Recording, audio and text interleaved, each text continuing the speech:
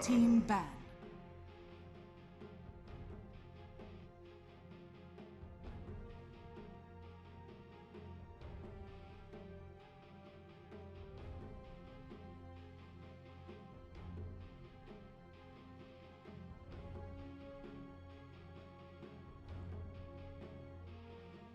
Radiant team ban.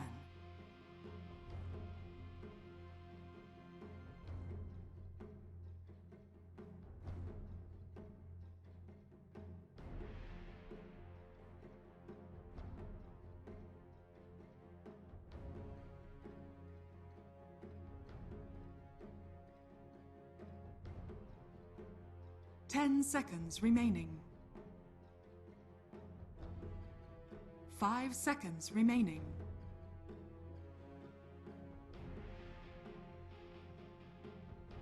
Dire team ban.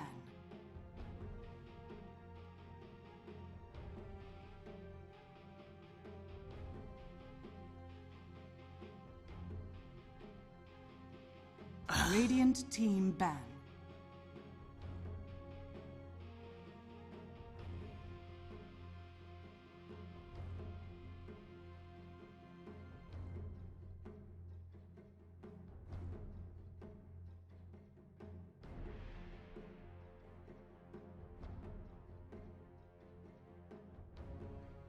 Dire team ban.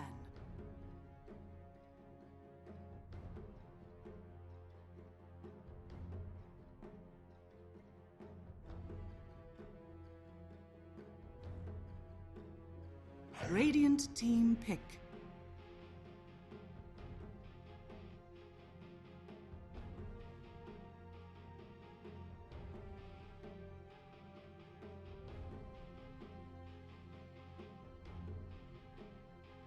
Dire team pick.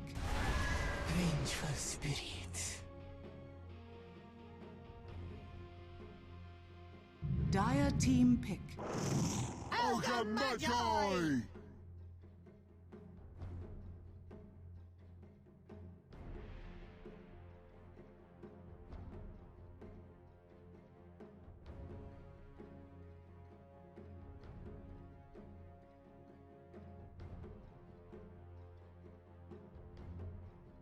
Ten seconds remaining. Radiant team pick.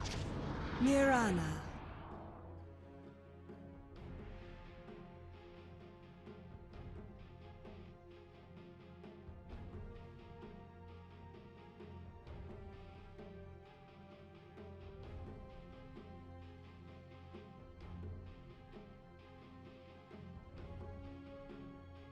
Ten seconds remaining. 5 seconds remaining. Ban. Shadow Demon.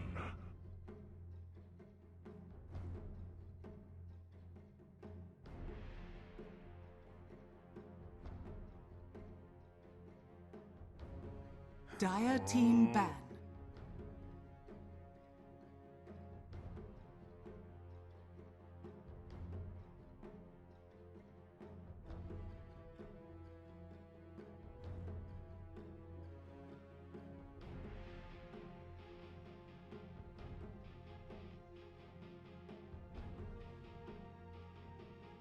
Ten seconds remaining. 5 seconds remaining.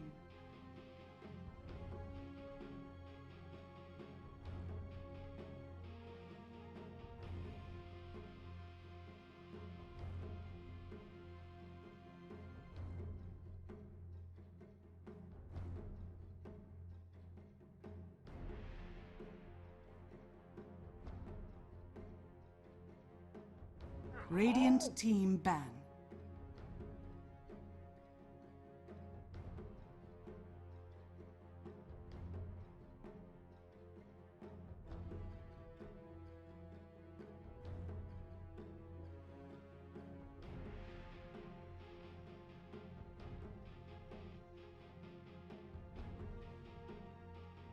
Ten seconds remaining.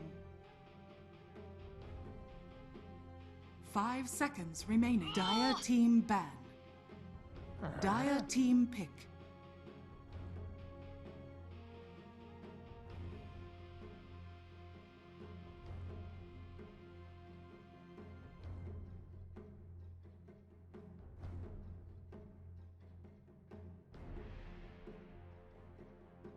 Radiant team pick. Slada.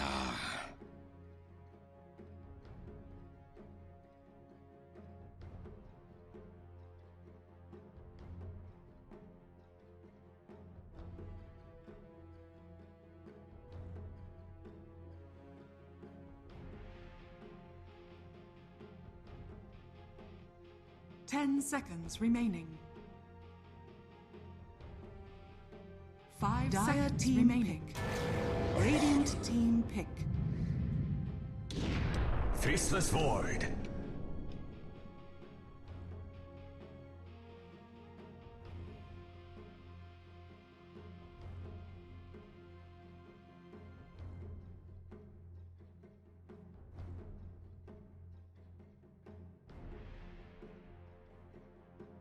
Ten seconds remaining. 5 seconds remaining. Dire team ban. Admiral Kunkka.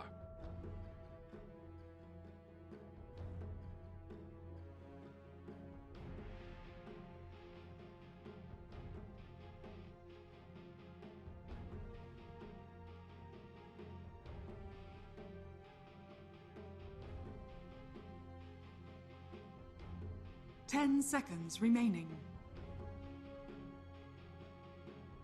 5 seconds remaining.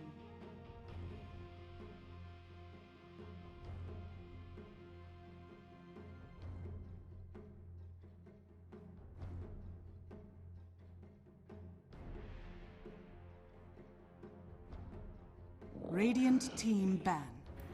Hello guys and welcome to ILG Cup Season 3 Dota 2 Minor live from Legendary Gaming Cafe in Jalandhar. I'm Shadeslayer and I'll be a caster for the matches this weekend.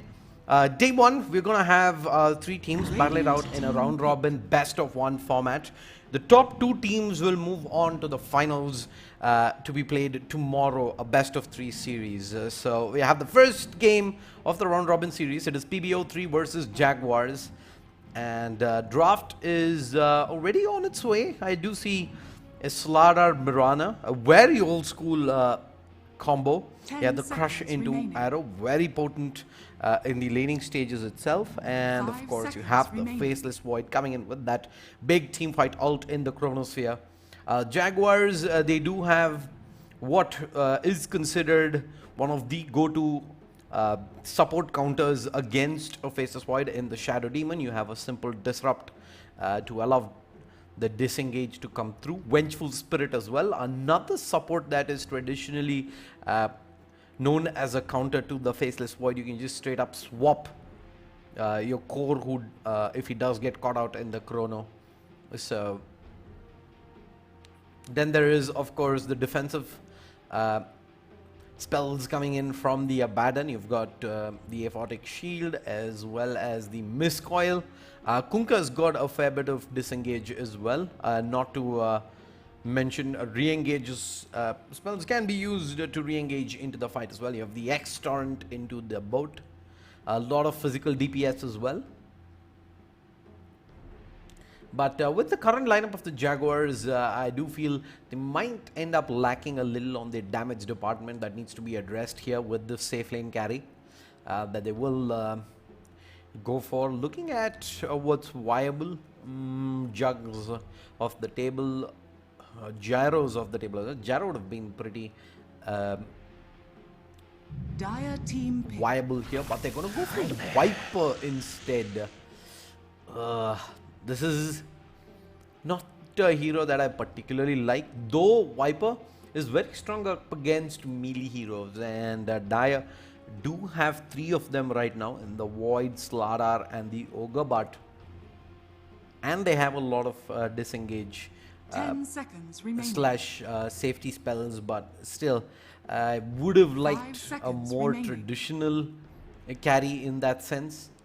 For all you know, this might just be a safe lane Kunkka and a mid Viper.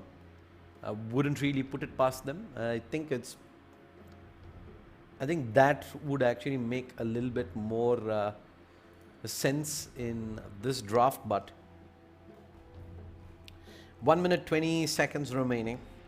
It needs to be probably a mid hero here that PBO3 are looking for, unless they want to run Mirana mid.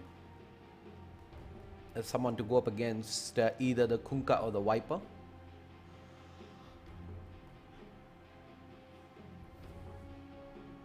Ember would have been decent, but Ember is banned pretty early, so has the Tiny. Some of the options left. Skyrath is decent. I think he does okay in the laning stage. Is a lot of burst damages as well from the Chrono, but I can go for something more standard in the Invoker.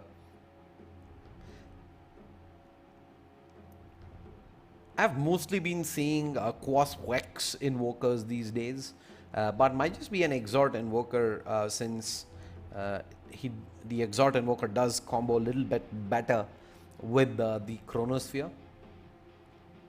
Waiting for players to pick up their heroes. Draft wise, I like what PBO3 has. Jaguars, I believe, need to just outright smash their lanes out of the park if they are to take this game. Else, if it does go pretty even Stevens, I think PB03 just has the better scaling lineup into the late game.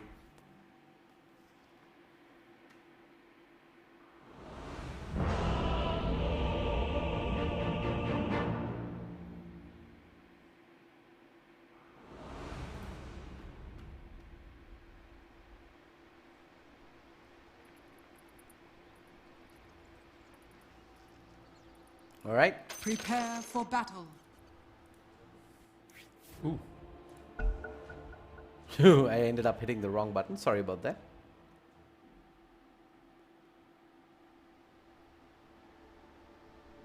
Looks like we didn't miss much though. We did have a quick pause.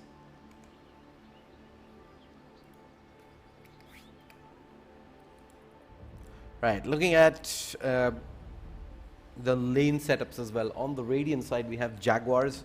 Looks like it will be a mid Kunkka and a safe lane. Wait, where's the Viper? Yeah, the Viper is going to be hitting safe. Effect's already out. On the Dire side, PB03 Sladar Mirana. It's a very old school laning combo. It's very potent.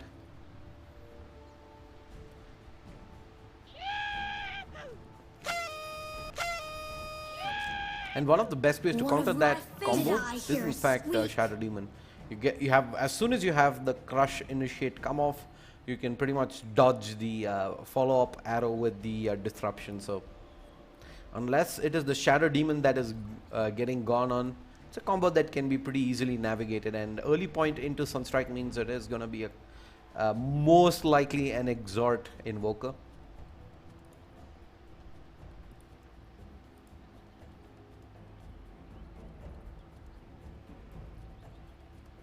Void in the safe lane to be supported by the Ogre Magi. Couple of Shade Tangos. It's got the Fairy Fire, pretty standard build right there.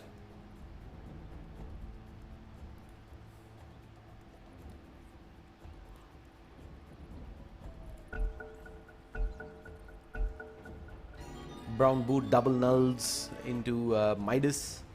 This is gonna be a standard build.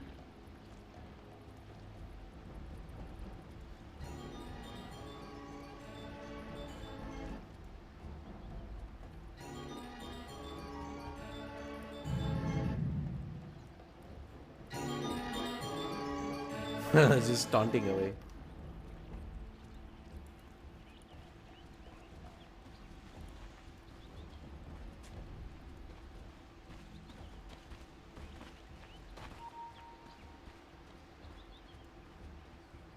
Thirty seconds to battle.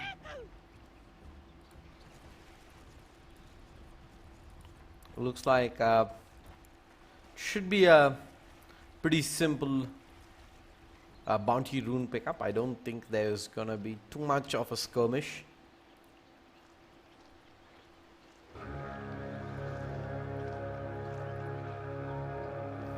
We might see a challenge of sorts, but don't expect The there to battle be begins. a full-blooded engage. In fact, we might, we're not even going to get to see that. 2 runes to the Radiant, 2 runes to the Dire. Invoker's getting the creep block in though, which Kunkka isn't doing. Kunkka did commit to the bounty rune, and that Invoker's not done a great job of creep blocking, but because of the fact that Kunkka didn't block at all period, he's gonna have the better creep block towards the middle lane. Demised.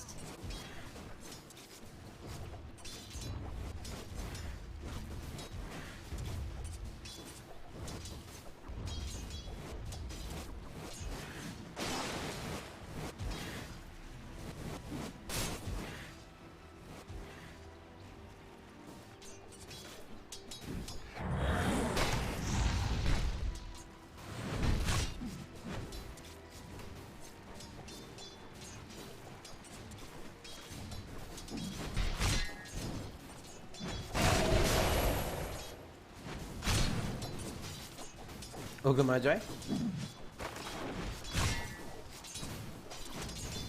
Starting to get pressure.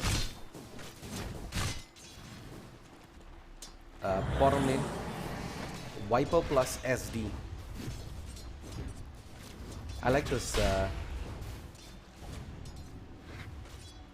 leaning combo from the Dire. It is something that used to be pretty common, I'd say about a couple of years ago.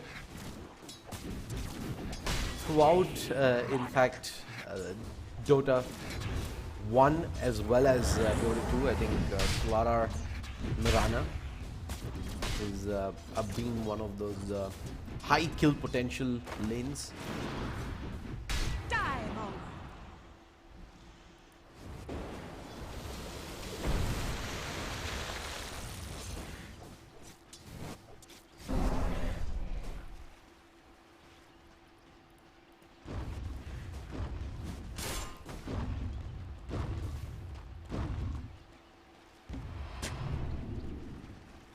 The sentry dropped, but I don't believe Kunkka has a ward in the middle lane. Arcane power. They've got a ward towards the jungle.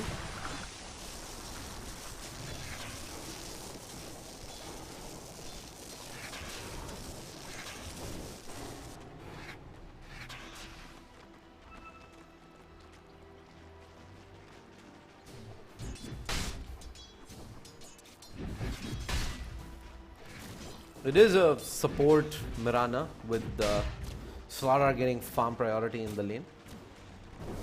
I like that decision primarily because Slara of course needs that blink dagger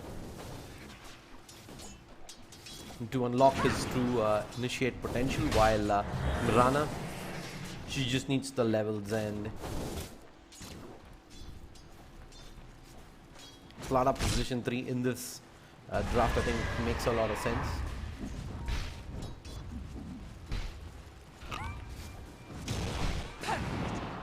Arrow. You're going to set up with the arrow, but there is the disrupt. Mirana's going to leap ahead. Slara comes in with the crush, and that is first blood. First blood. It was ours all along. Nicely done indeed. If we can have a look back at the play right there. The arrow initiate, but then we did have the disrupt. Attempted disengage, but not gonna amount to much. Denial.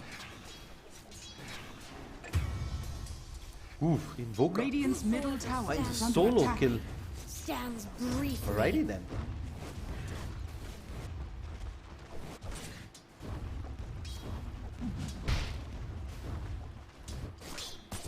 Did not expect him to be able to drop the Kunkka solo in the middle lane, but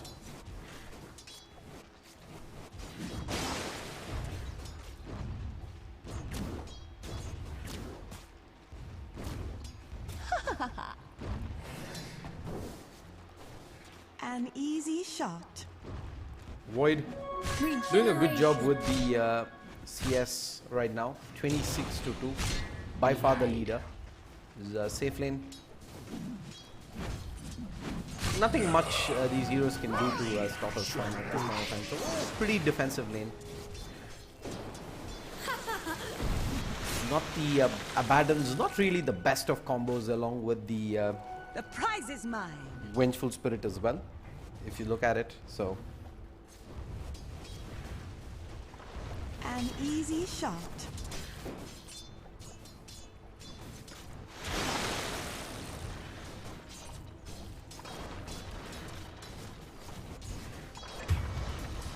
top lane void. Ooh. They're just the stuns and the time walk, and they drop the Abaddon. Okay then, that should not be happening in the lane. There's no business for those guys to be able to get kills in the lane. Close, but not quite.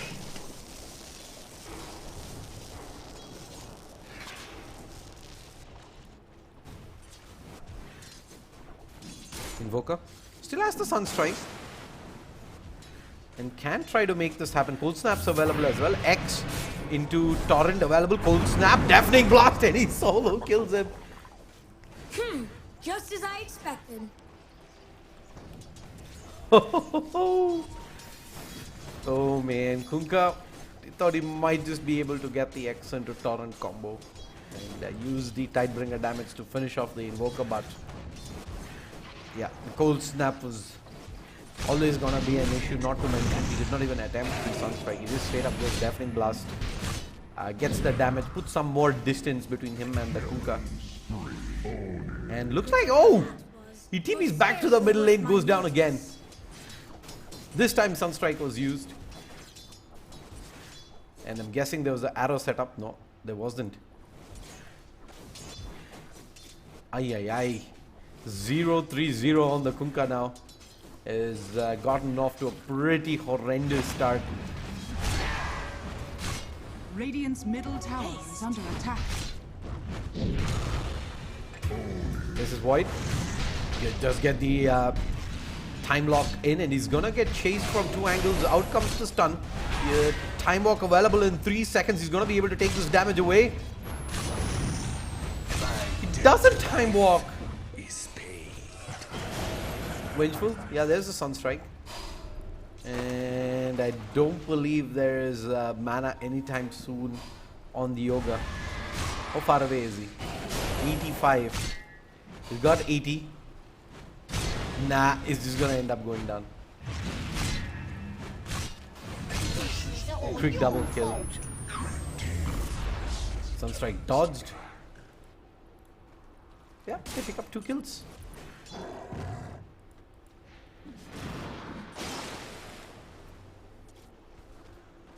Well done indeed.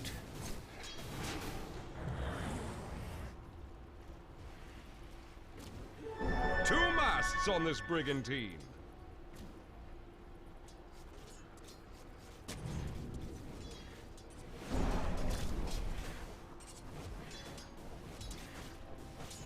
Tis noon cuppatory.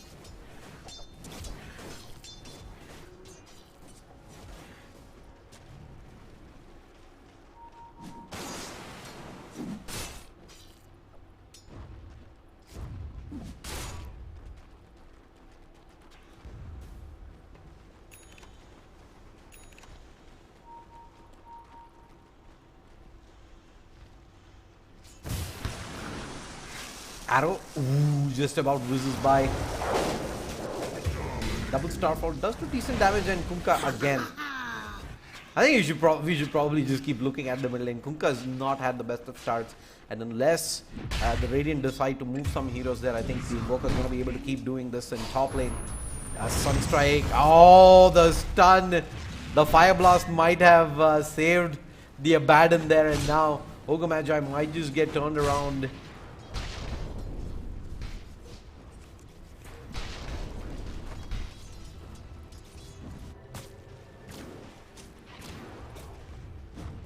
Kunkka back towards the middle lane.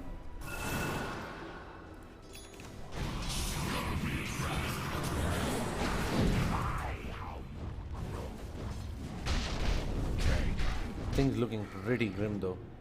There's a Midas completed on the Invoker with the 2 nulls, just 10 minutes in.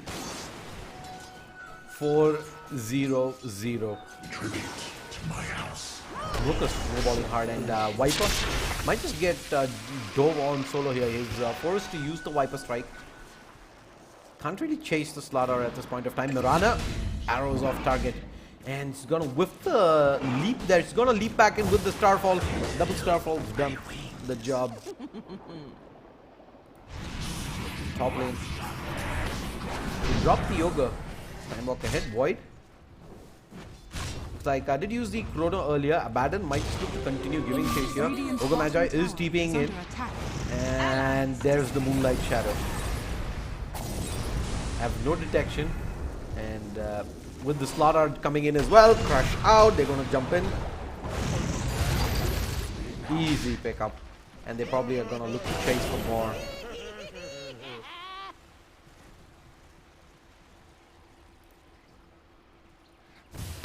Viper comes in towards the top lane, but he's not got the Viper strike. He did use it earlier on the Slaughter defensively. More space for the Void, and just 11 minutes in, it's a 5,000 network lead, 5,000 XP lead as well.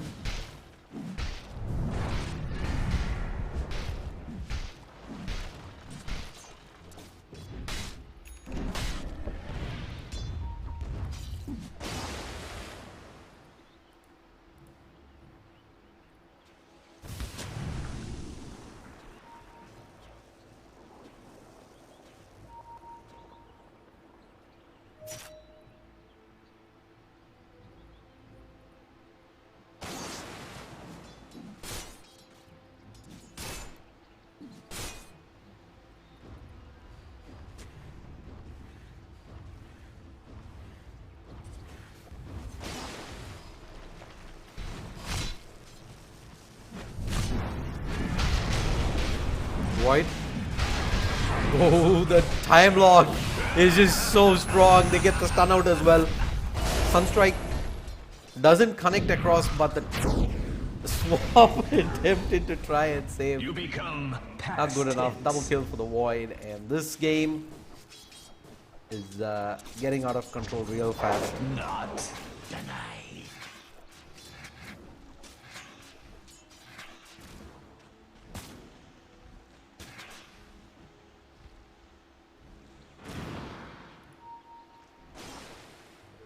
Catch us if you can.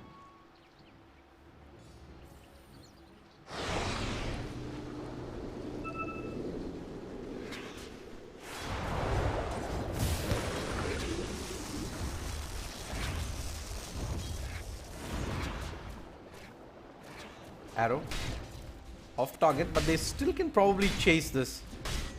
Not with the Kunkka TPing in though.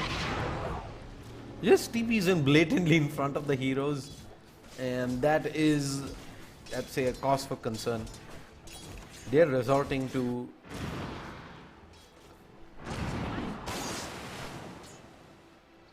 some desperate moves around the map Under attack. to try and make this happen. Void is in the jungle. He's almost got himself the Mithril Hammer as well.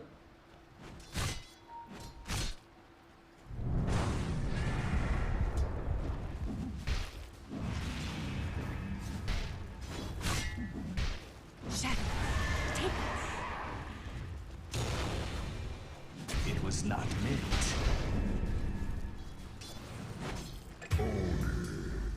Slada meanwhile, bottom lane. We do drop the Shadow Demon.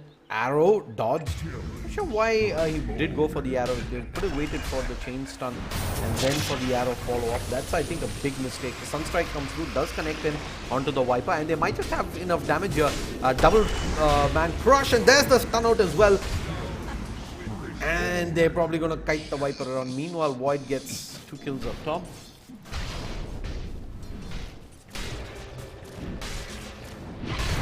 Yeah, they kite around Viper. Radiant's middle tower is under attack. That's rough. And Slada thinking about coming back in. They have the clutch and he's gonna get the triple. Radiant's bottom tower is under attack. They just kited and kited and kited around forever. Regeneration. Radiant's middle tower is under attack. Prize is mine. Mine! Selfish.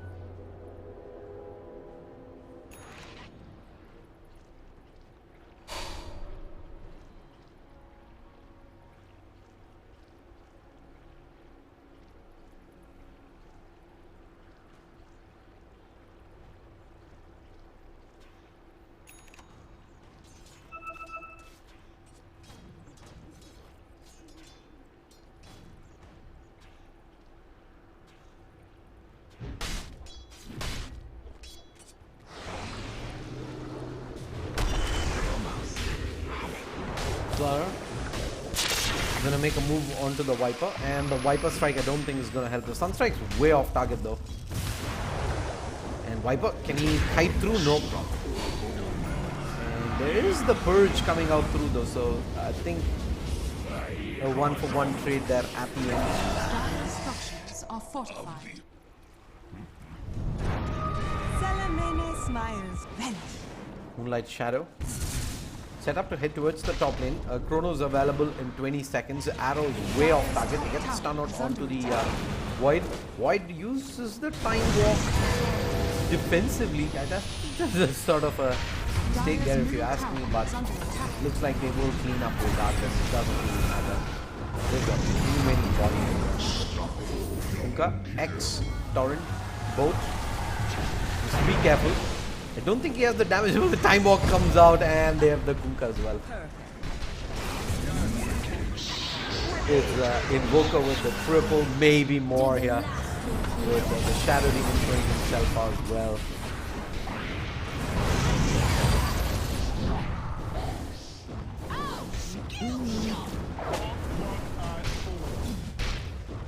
Radiant's top tower is under attack.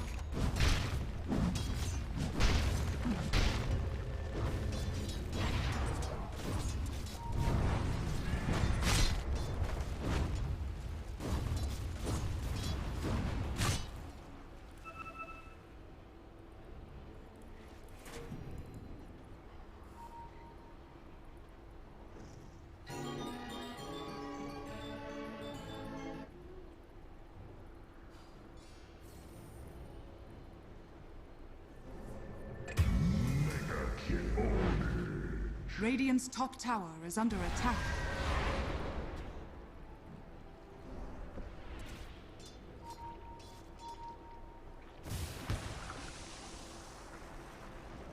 Dire's middle tower is under attack.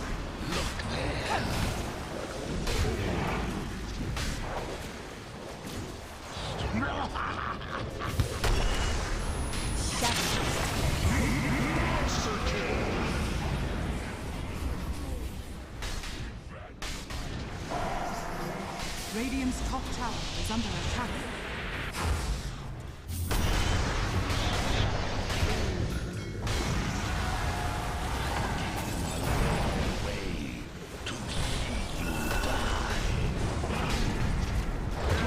Bottom line, it's Radiant's bottom going from tower bad to is worse. under 28 attack. to 4, 18 minutes in.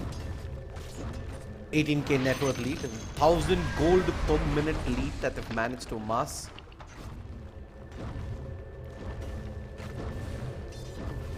And looks like it's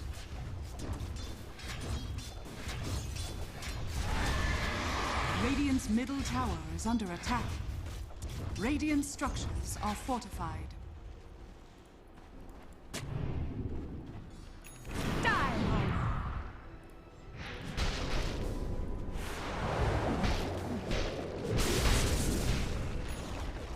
Radiant's middle tower has fallen.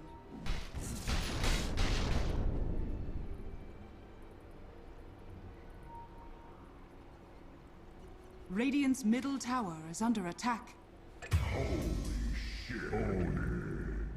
Killing spree.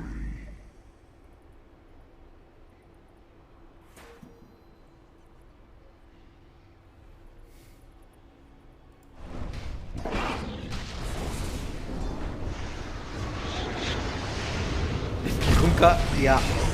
Yep, that just happened. Radiant's middle tower It's is just under been attack. steamrolling through here. Jaguars not really stood a chance. Since the laning phase, it did go pretty horrendous.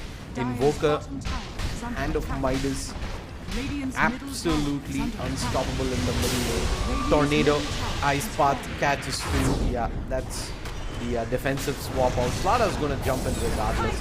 They're gonna get themselves the Vengeful Spirit. It's just a question of whether they want to chase for more. Void does have the Chrono. Believe they could have there. No defense, no nothing available.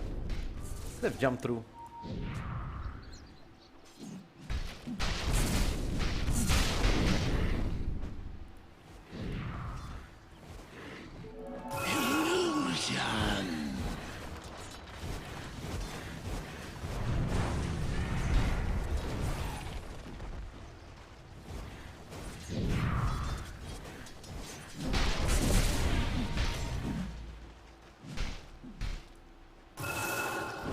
Radiant's bottom tower is under attack. Radiant's bottom tower has fallen.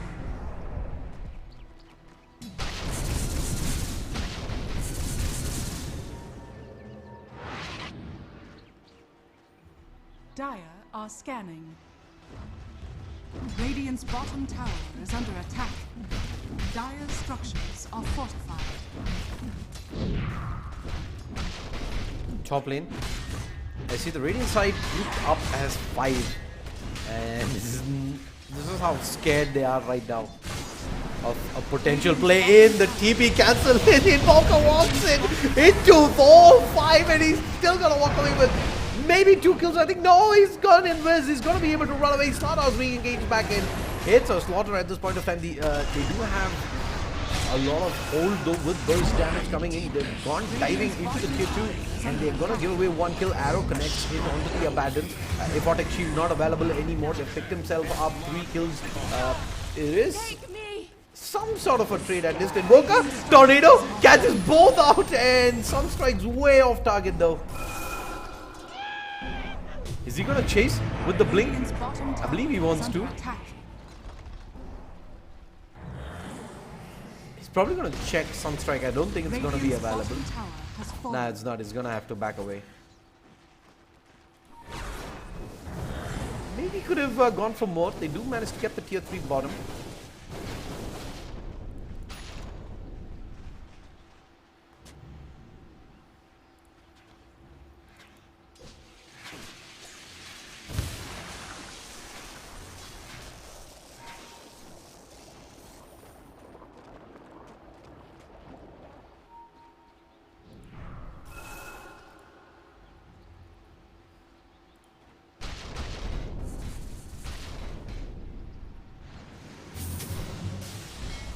Ogre, he gives no vision. This is gonna stand his ground there. 1v4 though. Easy pick off.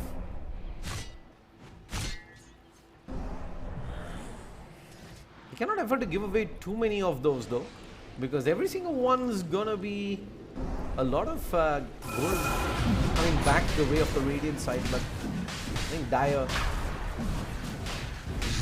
got their game plan on course right now, especially going for Roshan.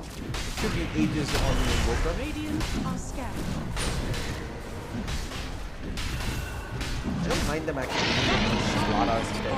Yeah, Slada has been the one who's in the front line. And even the last time we saw him jump in for that Blink Rush initiate, he's gonna get instantly Dire's gone top on. tower is under attack. Void farming up the butterfly. Ways off from getting it, and I think Void's gonna. Is he gonna join them? Nice, head back towards the top lane.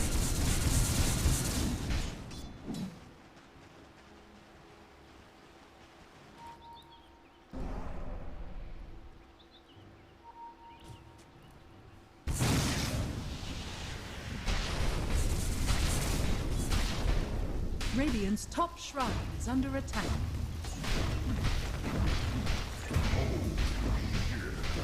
Invoke a solo kill.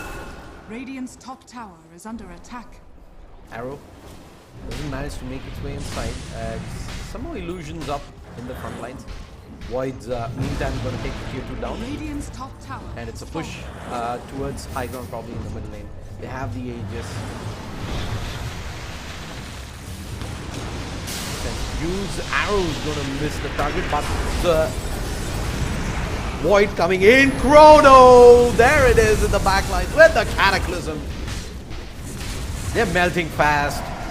Is already the entire team down for the count. Buybacks coming through, but at what cost? Invoker's cleaned house. Radiant's middle tower is under attack.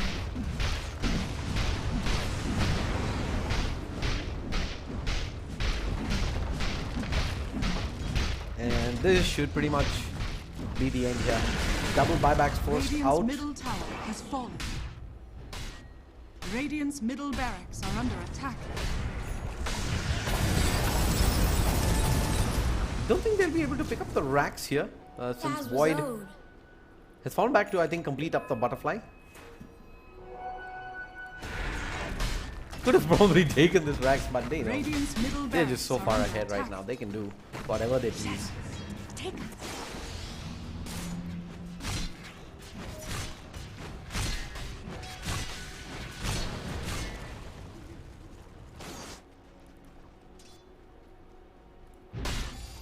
Radiant's bottom shrine is under attack.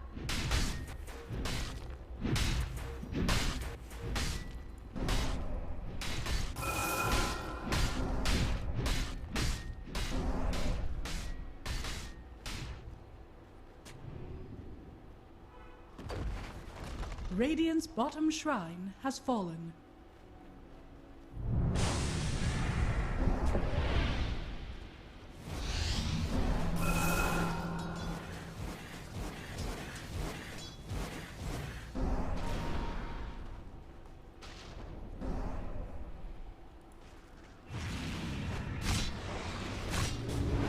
Baden. Yeah, it's gonna jet jump, and the Prodigy exchange comes out early. And with the boat, there's a defensive disrupt keeping him alive. Arrow dodged. Slaughter, there's the Aegis down, but they need to be careful here. They cannot afford to hang around for too long. Slaughter's blinked away, and it's a pretty safe disengage. From Dire, Arrow is gonna connect in. Viper is in some trouble. Defensive disrupt. I think this is where you jump. You've got the Chrono. You probably have a chance of a 4-man Chrono here as well. They're all so clumped up.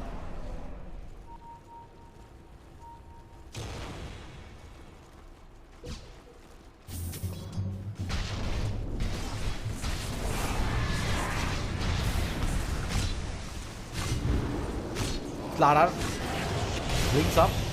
Is gonna get disrupted up. There's the Chrono. They can swap whomever they want out. Viper gets swapped out, but yeah, the rest of them are just gonna go down inside.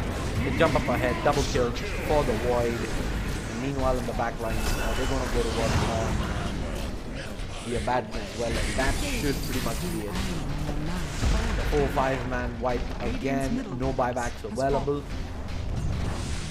They're gonna go for tier 4s straight up. Radiant's middle tower is under attack. It's got the Meteor Hammer to allow him to push faster as well. Dire's top tower is under attack. Radiant's middle tower is under attack. I think at this point of time, you can probably just straight up go for the tier 4s. Void Radiant's wants to structures do are the racks fortified. instead. Radiant's bottom barracks are under attack.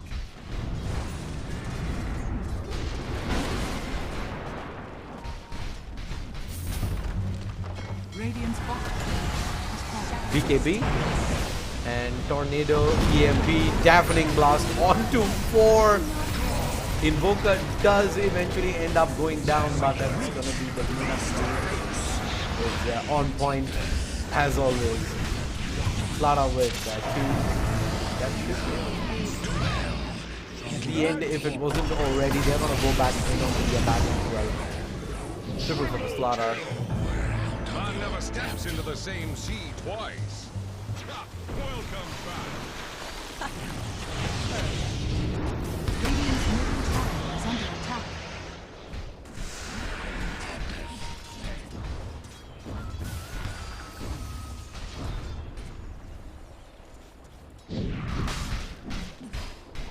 finally make good on the bottom racks.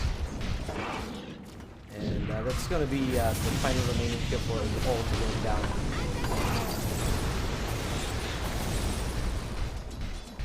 Radiant's middle tower is under attack. Radiant's middle tower has fallen.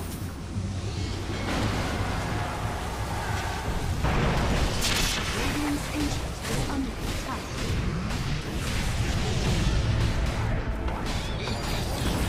Chrono on a 3, Voids now on cleanup 2.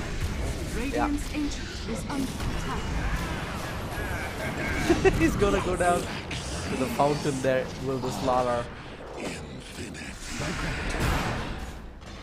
Radiant's ancient is under attack.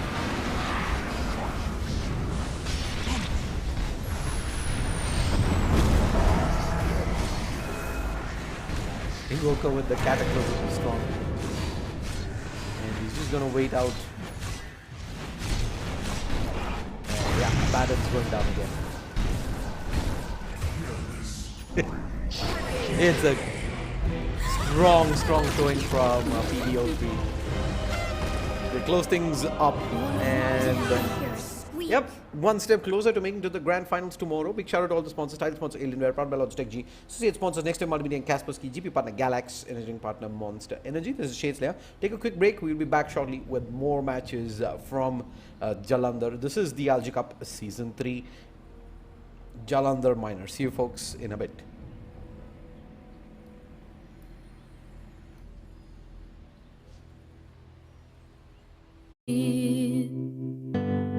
And you can't see nobody else. I'm not the only one who feels the switch inside my body change.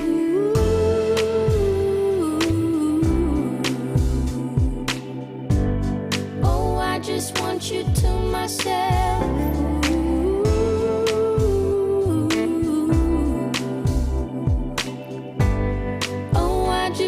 You to myself.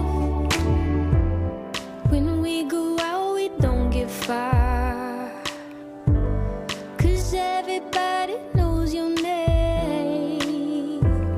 They stop to ask you how you are, but now our dinner plans run late. And I know your mother raised you right, so I don't you rise, and now and then can't help but wish this life was just the two of us.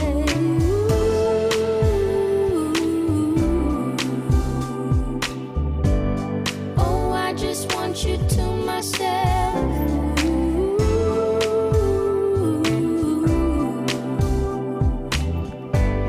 Oh, I just want you to myself.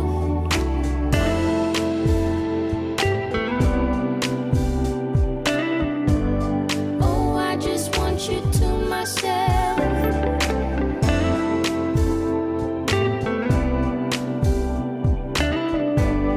Oh, I just want you to myself. You called to say that you will make it over to my place tonight. The office got you working late, and when you're off you'll be too tired. I don't wanna make a scene. You're just so good at what you do. It's selfish of me to think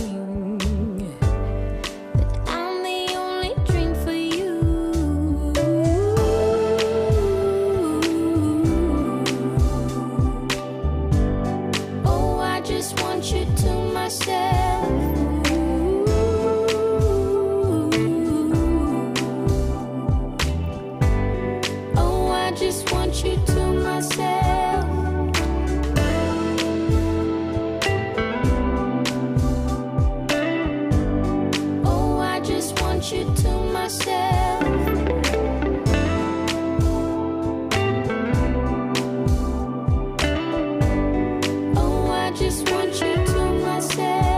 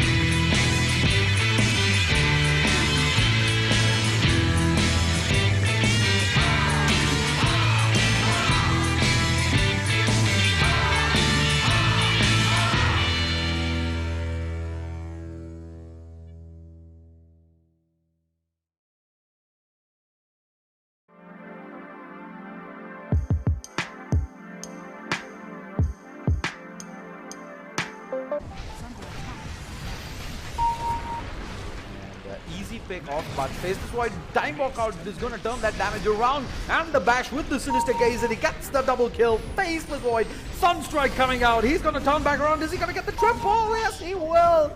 Faceless Void.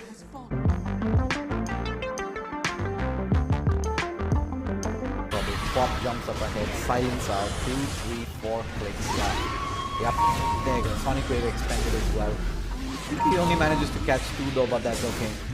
Butter Strike in, Telekinesis out. I think they want to drive the Spectre as well, but Pop's clever. Drives the backlines. Triple kill. That's it. That's it. Just call it. GG's, boys.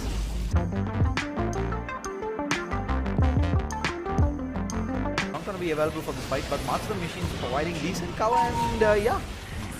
Spectre does go down as well. Spectre, buyback. She does. But I don't see how... Ah, there you go. There's the buyback. Throne's going down. She needs to buy back into this. If they are to stand a chance. Morphling's back. Is under attack.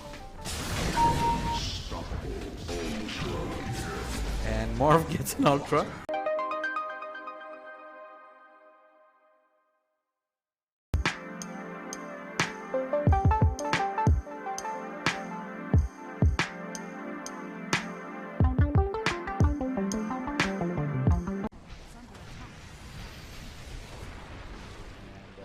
Pick off, but Faceless Void time walkout is going to turn that damage around, and the bash with the Sinister Gaze, and he gets the double kill. Faceless Void, Sunstrike coming out, he's going to turn back around. Is he going to get the triple? Yes, he will. Faceless Void.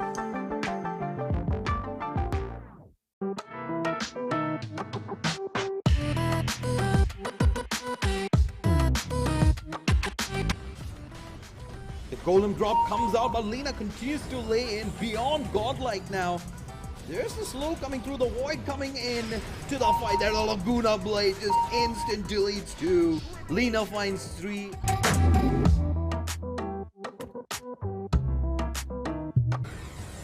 The Soul binds out Jug with the Omni Slash. Lich is getting laid in. Odie's dropping really low as well. Just barely managed to drop the hammer, but the Jug slices back in. It's already 2 heroes down, and they're going to continue to give chase here. Kunkka is going to get slowed in, and that's going to be the triple.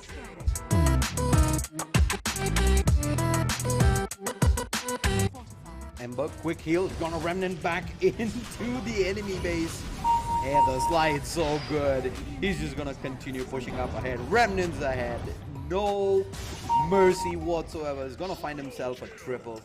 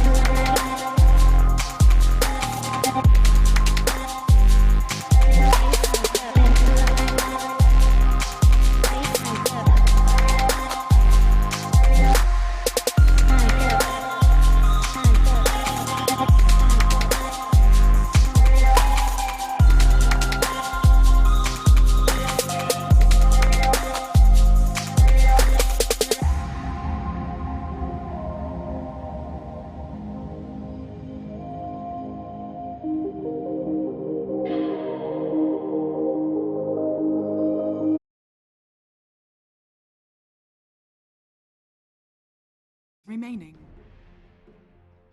Radiant team ban.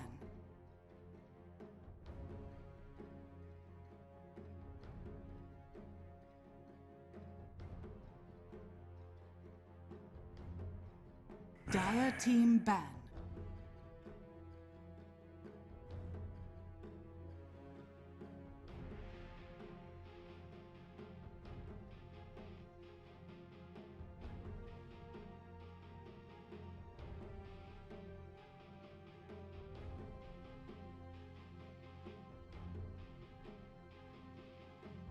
Ten seconds remaining. Radiant Dire team ban.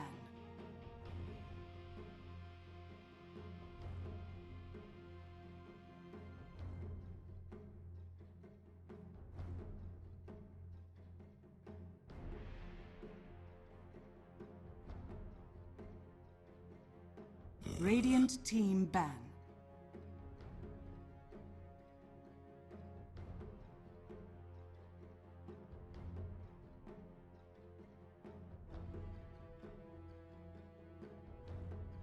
Dire team ban.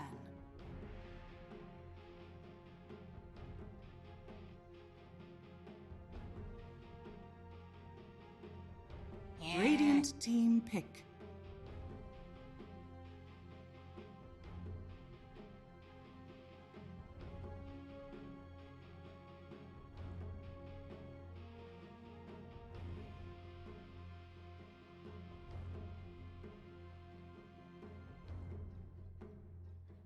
Dire team pick. Pudge.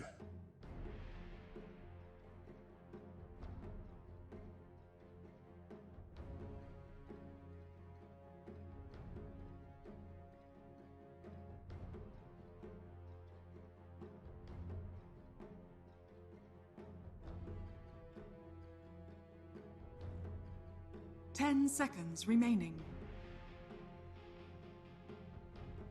5 seconds remaining.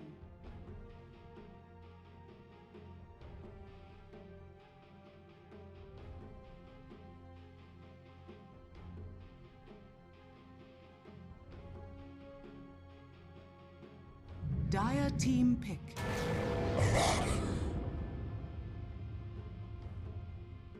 Radiant team pick. Lion.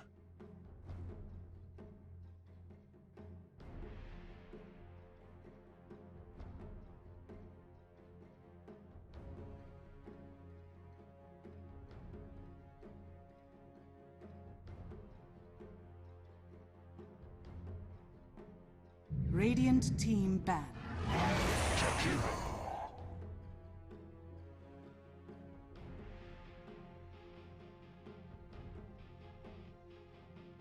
Dire team ban. Radiant team ban.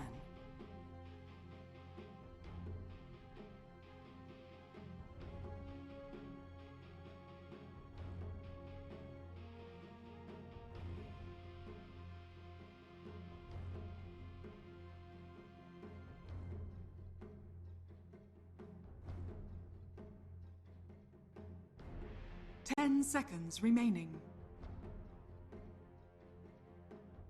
5 seconds remaining.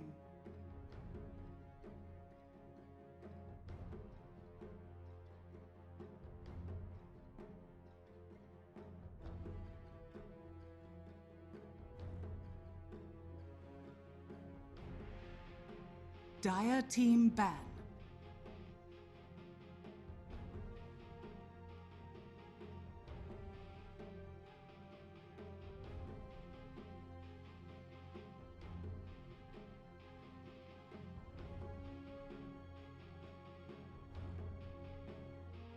Dire team pick.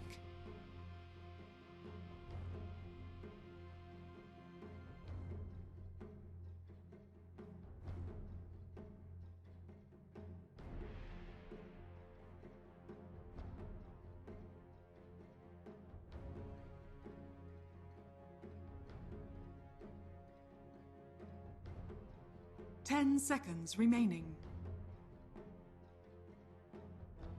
5 seconds remaining.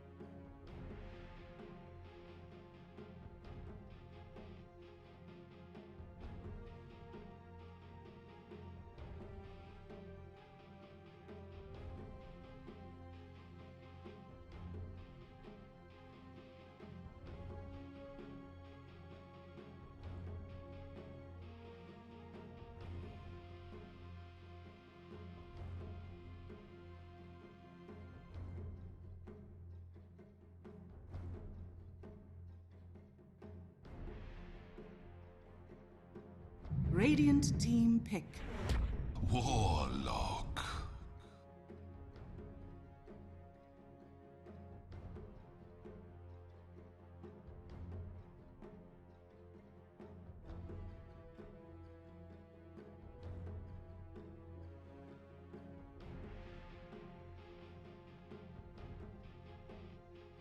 Ten seconds remaining. 5 seconds remaining. Dire team pick. Treant Protector.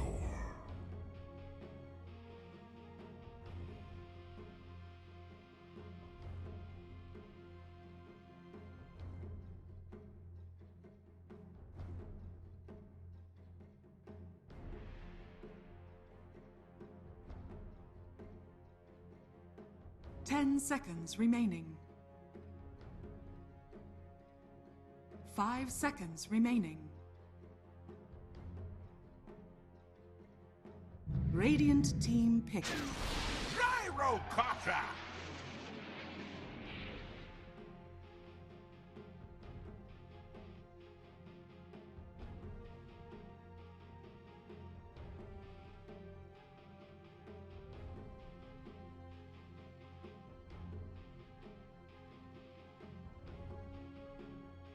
Ten seconds remaining. 5 seconds remaining.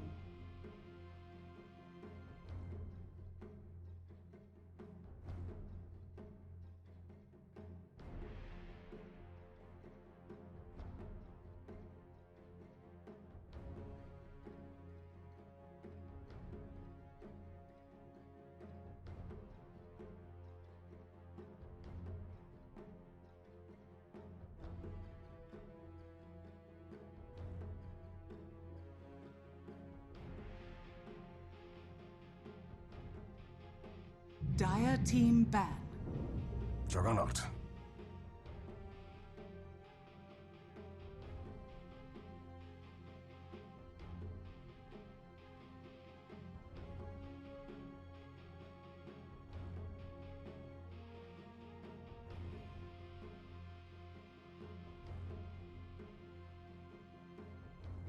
Ten seconds remaining. 5 seconds remaining. Radiant team ban. Welcome, ladies and gentlemen, to the second game of this round robin initial phase at ILG Cup Season 3 Jalandhar Minor. This is live from Legendary Gaming Cafe. I'm Shadeslayer. I'll be your caster for the games today. We just witnessed PBO3 absolutely decimate Jaguars in the first match today, and PBO3 can confirm their slot in the finals tomorrow by taking this game and pretty much forcing Addictive Gaming into a decider versus Jaguars, which will be after this, to see which will be your second team coming through. But Addictive Gaming, I like what I'm seeing here. Again, teams prioritizing a Baron here in the minor this weekend, followed by the Gyro Warlock Lion, a lot more standard. While PBO3, they're going to go for the Pudge, who's been the flavor of off lane the entire month. It's going to be Juggernaut OD for positions 1 and 2 respectively, so pretty standard there. Treant Protector makes an appearance in this game as well. And Addictive Gaming are going to close up their lineup with that mid Invoker. Did see last time it was in the hands of PBO3 and it was an absolute stomp, if I may say that. The Invoker just got such a great head start in the first match of the day. I think it would boots double null as well as Hand of Midas, I think by around 9 minutes. This is a ridiculous timing.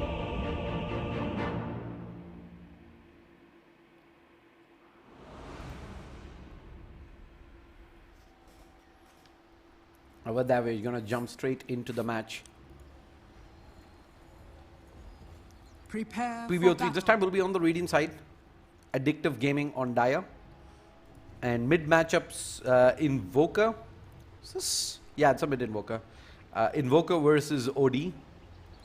In the middle lane, safe lane's gonna be Jug plus Jakiro versus Abaddon plus Lion. I don't see this lane having high kill potential for either.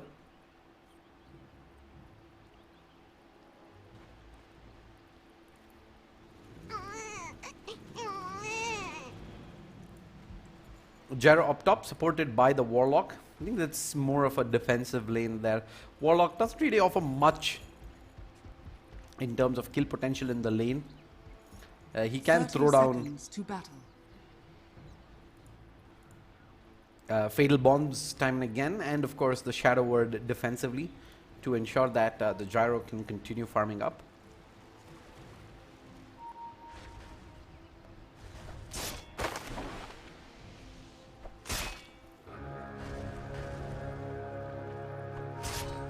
Jug is going to show himself bottom. And The battle top lane. begins. Might just see them try and contest this. In fact, Treant did manage to pick up the rune, so 3 runes heading the way of the Radiant side. And Gyro actually gives up on the chase. Treant Protector did have Nature's Guise, and I believe Dire didn't have a sentry. They just about bought one of the Warlock, but if they did have a sentry, that was probably going to be first blood. But regardless, Radiant off to a good start. Looking at the drafts, prediction-wise, I think PBO3 is someone I'm going to pick, especially after their performance the last game. It's a solid team. And they have themselves a very good draft as well. That being said, the Gyro up top draws first blood. Treant goes down, and Pudge is being put under pressure as well. Level 1 rot. Pudges these days don't actually go for meat. You go for the rot flesh heap. You get hooked probably sometime around level 8 is when you eventually skill it up. You just be this beefy, tanky frontliner who do massive amounts of damage and chase with the rot. And that is what I expect to see as well. I expect living armor to be up on Treant once it does hit level 3. That is when the Pudge is going to feel safe to actually go ahead and dive the Gyro and tank that Rocket Barrage with living armor. The once that is, I think Gyro doesn't really offer too much thereafter, and Pudge is going to come out on top of that duel almost every single time. Dire's courier has been killed. Dire courier went down. Treant, that was a big lapse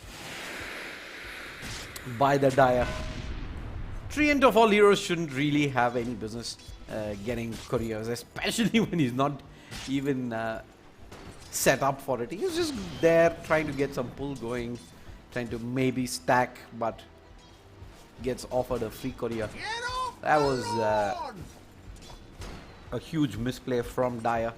It's gonna give more gold infusion to the Radiant as well.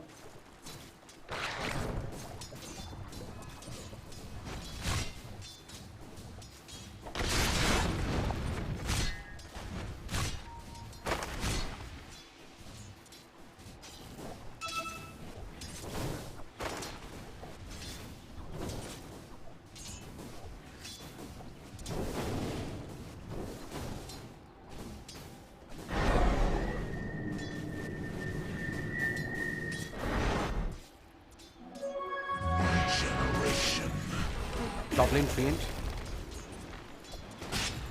He's actually behind enemy lines, and he's got a sentry himself for a quick D-ward if necessary. So the hook attempted Pudge. If he lands that on the Gyro, he's probably dead. Udi is able to dodge the EMP. It's a Quaswex Invoker.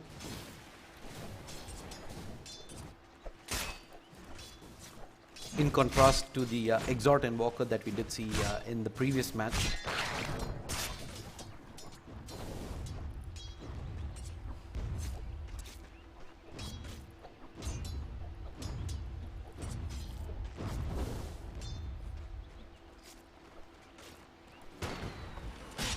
Gyro almost manages to drop the Treant up top. I think maybe one more right click would have sealed the deal, but instead he's going to be able to salve up and head straight back into the lane. Pudge, second on the CS charts. Almost uncontested farm here. Snatched it right out of your mouth. That's the thing with the Pudge this meta. It's almost impossible to bully him out of the lane. And he's just going to just sit there and keep farming up, get the levels, get the CS, get the items. And then he's just going to start running at you post level 7, level 8.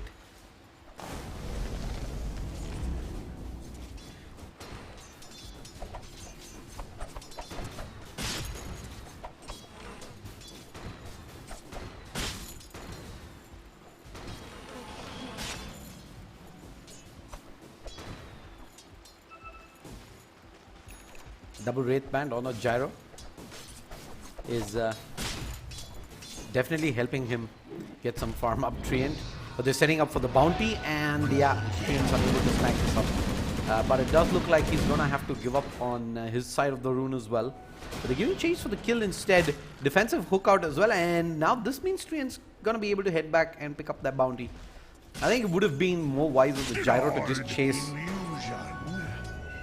What sort of prize is this?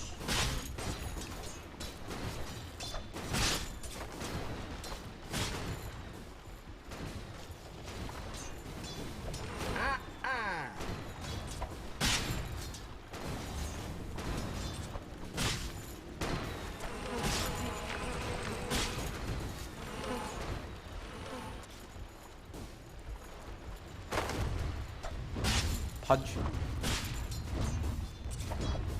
sitting at 28 to 14, similar CS to the OD up in the middle lane.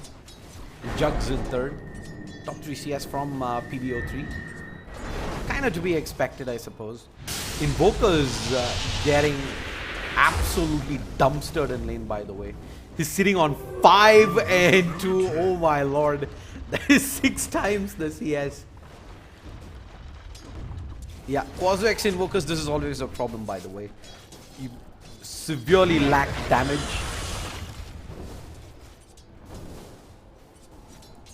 And you probably even need to go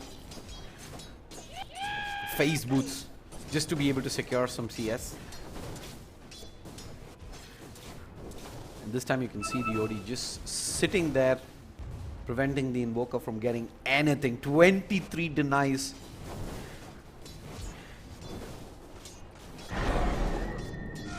Bottom lane, Juggernaut. He's going to use the Blade Fury, but I don't think they have enough to jump the Lion at this point of time.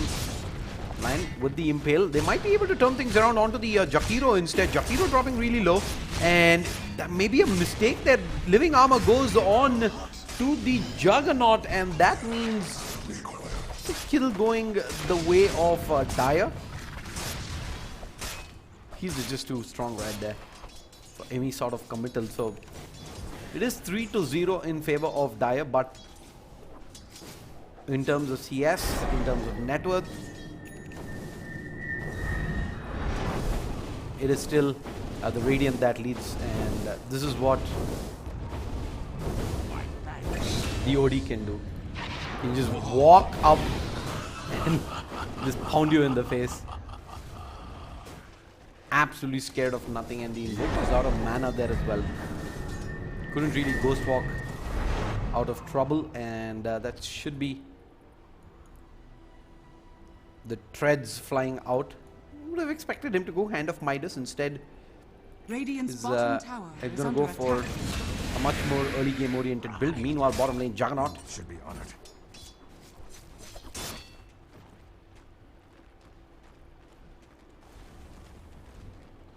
except for kill for the Radiant side. 2-3. They're back into this on the scorecard, and already a 3,000 net worth lead as well. And farming much more efficiently. A Tornado EMP with the cold snap, and yeah, all of that aside, I think OD can still 3 shots after that entire combo from Invoker, and is nothing he could do. He's at least got 3 points into Exhort, so he can heal back up pretty quickly.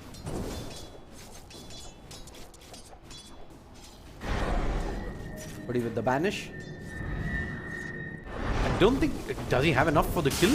Tornado EMP with the cold snap. It's good, and he's gonna be able to walk away from this as well.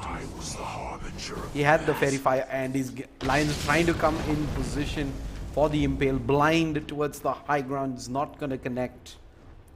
And OD again, and meanwhile, top lane double kill. This is what you talked about, Pudge. Gets that phase, gets that bracer, gets the level 7, and all of a sudden, his kill potential just goes up. And he's gonna find himself 2. Addictive gaming.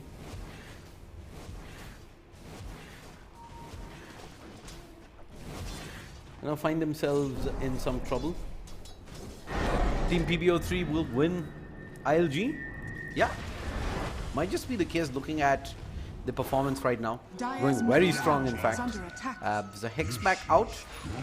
Ice Path in cooldown right now, and the Abandons want to go up aggressive. Mana Burn does do some serious amounts of damage onto the GPro. One more right click will seal the deal. Juggernaut back into this. They do have detection by the looks of things in this area, and they will bring down the Invoker, and this might just be more here. Omni Slash expended as well. And do they have Blade Fury? It's off cooldown. And Vanish out. Surprised they used that, but I guess to secure the kill there and allow the Jug to safely retreat. Meanwhile, top lane, Dismember out. Pudge is going to look to give chase. And the Hog on target. Just going to keep running at your face at this point of time. He's going good as well. He understands the fact that it's primarily magic damage on Gyro. Then that's all they've got. OD is going Atos, I suppose. Might just be Force Staff. I think Force Staff's a lot better, especially up against an Invoker and a Gyro for that matter. And top lane, Gyro again called on expended as well, but he does not care at this point of time. Top tower is under attack. He's just too OP. Pudge level 9. Dire's middle tower is under attack. Look at that. 1900 HP. Tornado EMP. With the full snap, he's out of mana. And Pudge probably just walk away from this. There's the living armor. Gives absolutely no two hoots. OD is back in. OD is probably going to dive. They could have dived the Warlock there. Right now they're just going to zone away the Invoker. They know Invoker's used his combo there. Middle tower is under Full attack. snap out.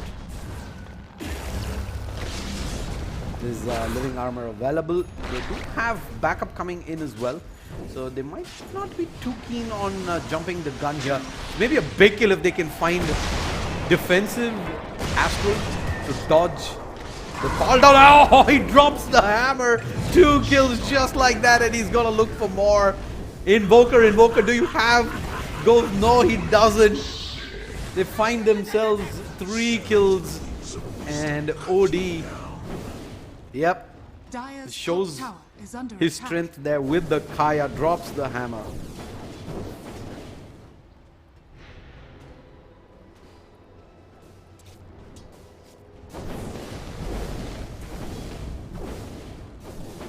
Dire's top tower is under attack.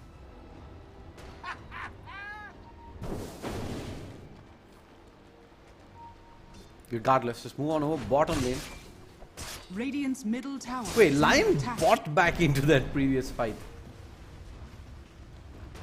Interesting decision. There's a 7,000 gold lead, 6,000 XP lead. The PBO3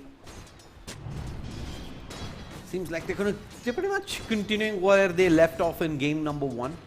This is gonna secure them a slot in the finals, and if they do manage to take this, looks like King Spectre. Is under attack. Finger as well. Everything in the kitchen sink.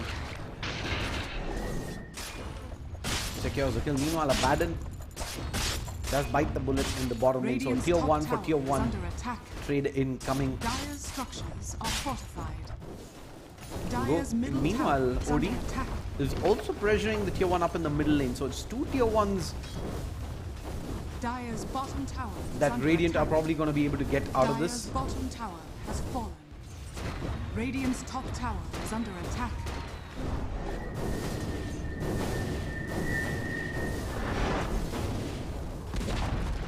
And OD Dire's middle tower has fallen.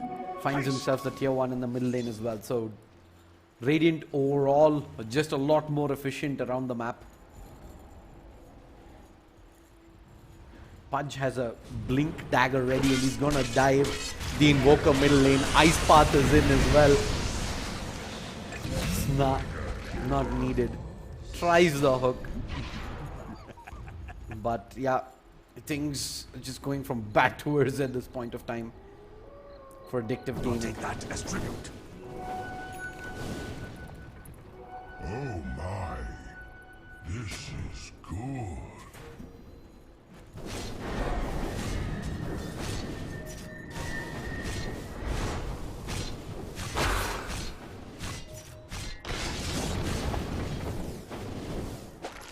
Time to pull. Pudge lands himself the hook. Easy peasy, lemon squeezy. And look at the gyro. His farm is so far behind right now.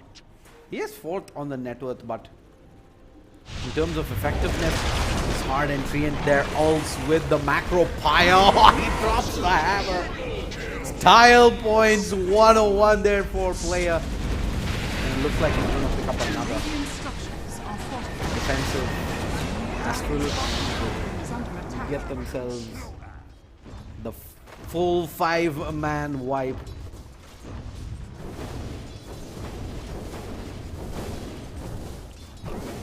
Dire structures are fortified. Dire's bottom tower is under attack. It's a beautiful combo there.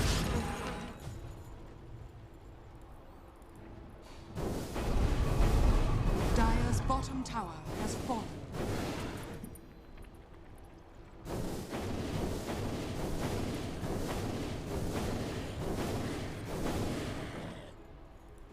Dire are scanning. And at this point of time, 17 minutes in. Goal lead of 15,000, XP lead of 14,000. I think this is slowly but surely going out of control. Dire needs to be able to find a way to farm. Invoker is just so far behind. It's still level 8, 17 minutes in. There's the Pudge, who's up in the front line, breaks the smoke. Do they have anything to cut the distance? I do know they have a homing missile. Blink dagger is available and he's going to jump back Dire's towards top tower the is low under ground, attack. while top lane we have OD pressuring the tier 1. Dire's top tower has They fallen. do fully commit into the Pudge, but Pudge is just going to stand his ground. He gives no two boots, and there you go. There may be a mistake there eventually. Pudge will end up going down, but the defensive Astral as they dive in and gyro macro fire, everything is out. They're going to pick up 2. They will lose the Pudge, but they have the team coming in for the trade, and this is a slaughter right now. As his blink is coming off cooldown. Nah, actually he's getting a lot of procs. Dire's top His tower rune is under picked up by the Abaddon is gonna allow them to kite across. OD. Yeah, he's gonna get himself a double. Vanished.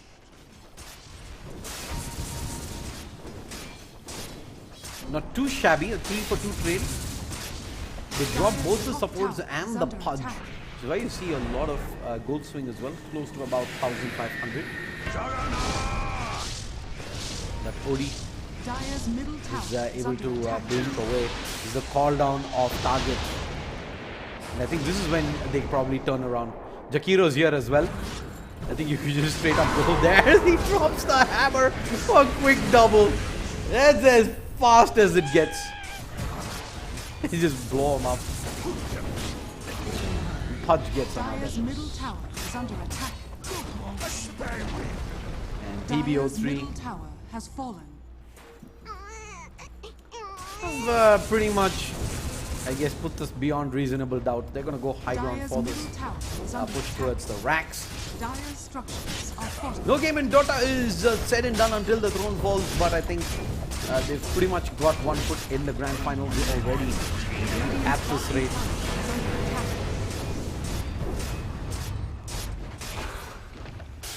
5 players out on Dire. And this is probably go time. You probably want to jump in right now. Hook just barely misses on the Invoker.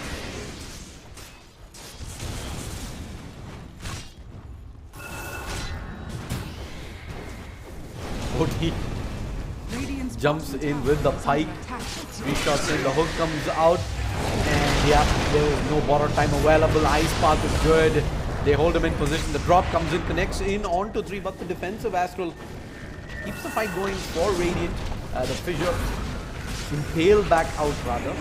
And Juggernaut might end up going down. The healing ward comes out, as well as the Blade Fury is going to allow him to disengage while they catch themselves more. OD blinks ahead. 1, 2, 3, 4. He's going to find himself 2. Dire's middle tower And with that, is under attack. it's another 4-5 man wipe. Dire's Dieback middle on the tower Abaddon. has fallen. Middle lane of ranks to go down. Dire's middle barracks are under attack. Look at that. My God. Dire's middle barracks has fallen. Dire's go for middle the tier barracks forest. has fallen. At this point of time, I don't think we're gonna worry too much about the other tier 3 and Raxes.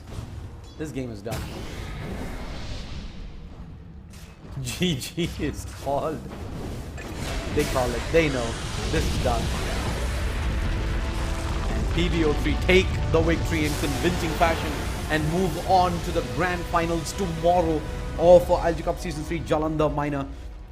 We will take a quick break. We will be back with the final game of the day. It is a BO1 decider between Addictive Gaming as well as Jaguars to see who will move on to join PBO3 in the best of 3 grand finals tomorrow. So don't go anywhere.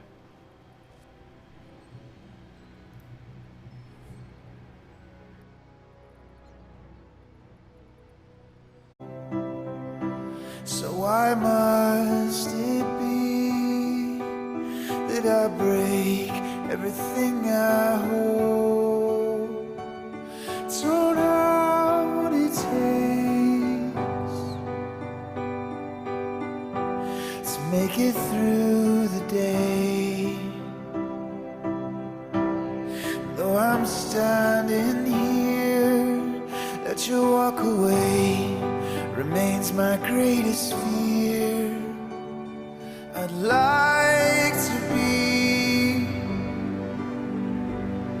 a voice without a way, like a melody that floats above any waves. But I'm coming down just like a cannonball.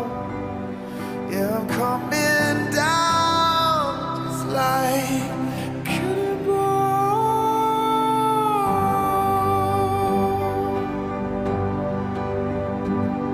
Now I believe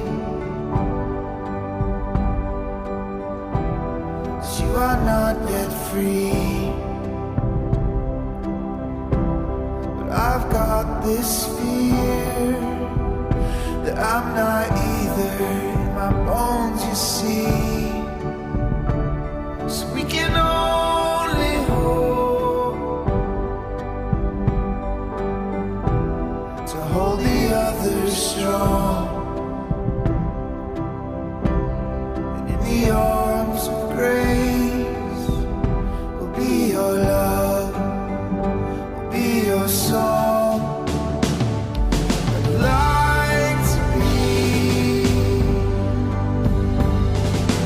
Voice without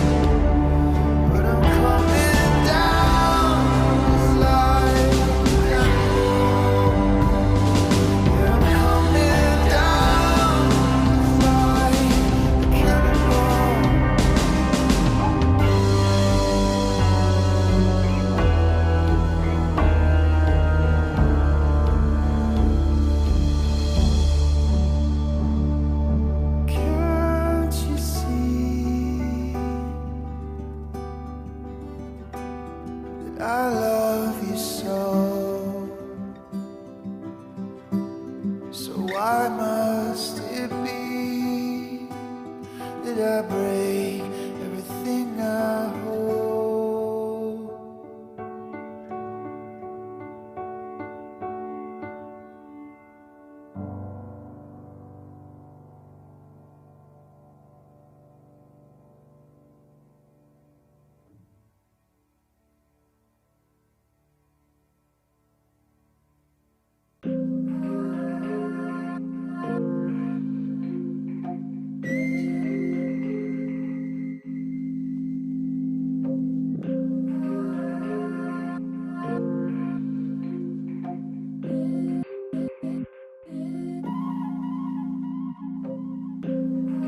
Butterfly dancing in the sky, spreading wings, flying high. Colors reflect into your eyes.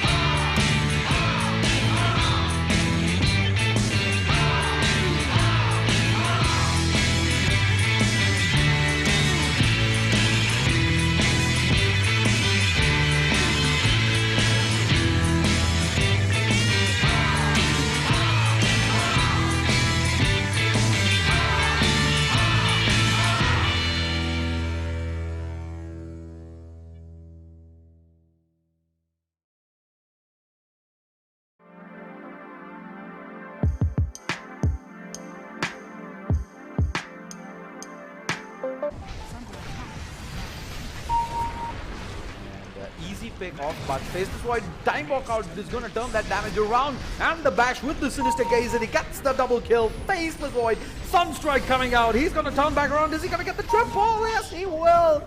Faceless Void.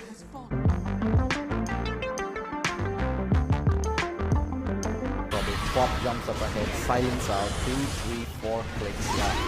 Yep, there you go. Sonic Wave expended as well. He only manages to catch 2 though, but that's okay. Butter Strike in, Telekinesis out. I think they want to drive the Spectre as well, but Pop's clever. Drives the backlines. Triple kill. That's it. That's it. Just call it. GG's, boys.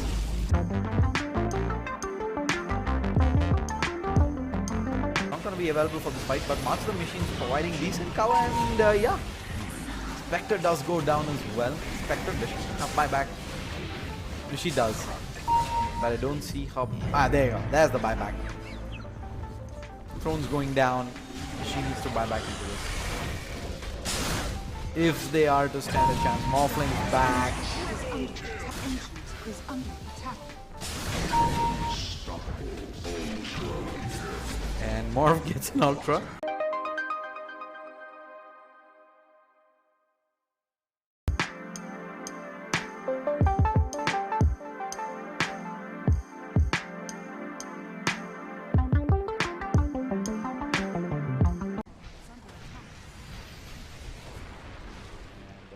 Pick off, but Faceless Void time walkout is going to turn that damage around, and the bash with the Sinister Gaze, and he gets the double kill. Faceless Void, Sunstrike coming out, he's going to turn back around. Is he going to get the triple? Yes, he will. Faceless Void.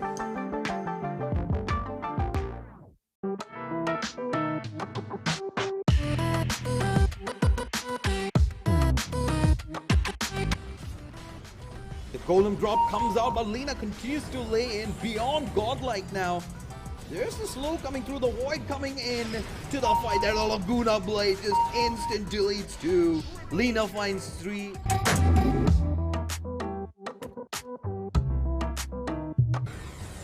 The Soul Binds out Jug with the Omni Slash. Lich is getting laid in. Odie's dropping really low as well. Just barely managed to drop the hammer, but the Jug slices back in. It's already 2 heroes down, and they're going to continue to give chase here. Kunkka is going to get slowed in, and that's going to be the triple.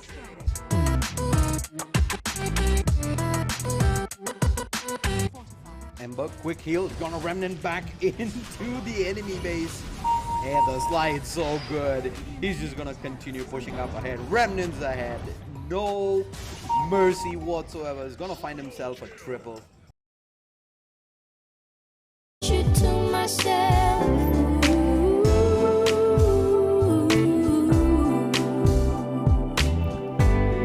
Oh, I just want you to myself.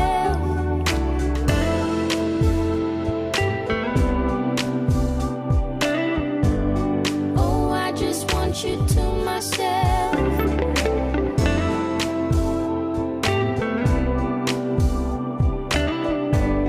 Oh, I just want you to myself.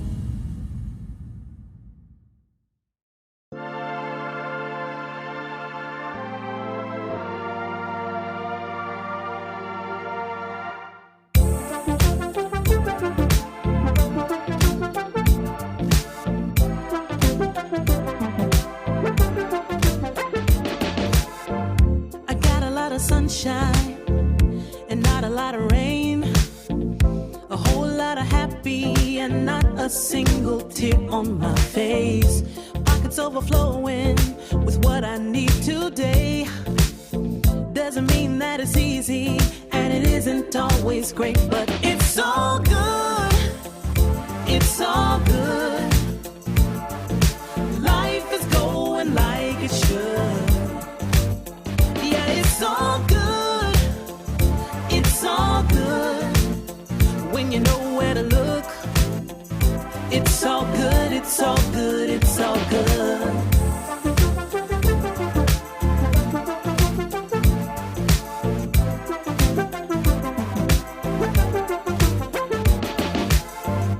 Picture isn't perfect, the road ain't always straight. It gets a little crazy, and you know sometimes we need a break. But it's better than it could be. It should be. Taking what we're given, we can't complain, 'cause it's all good. It's all good.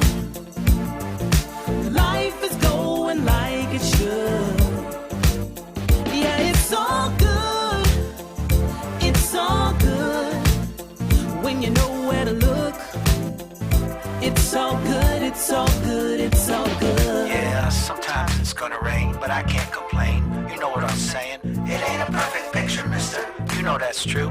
But it ain't about what you say, it's about what you do. Good. Yeah, it's all good. It's all good. Life is going like it should. Life is going. Life is going like it it's should. all good. It's all good.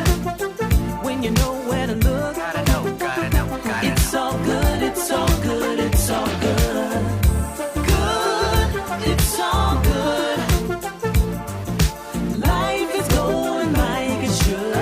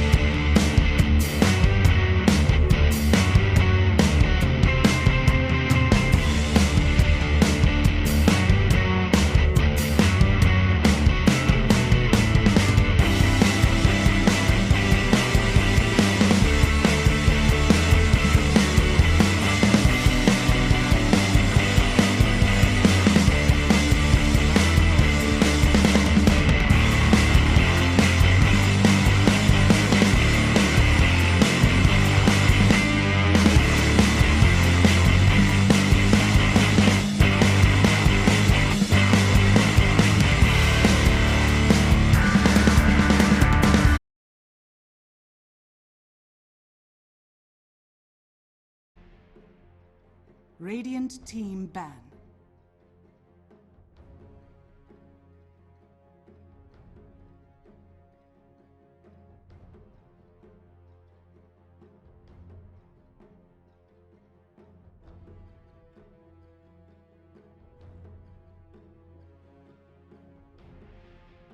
Dire team ban.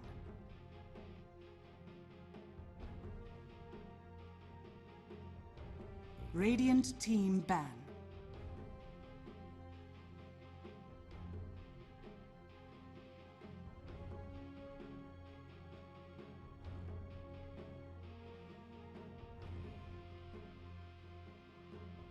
Dire team ban.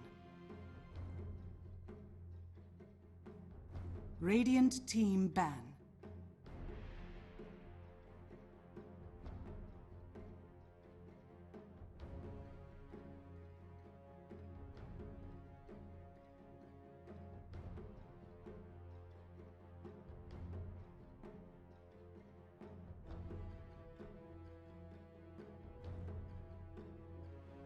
Ten seconds remaining. 5 seconds remaining. Dire team pick.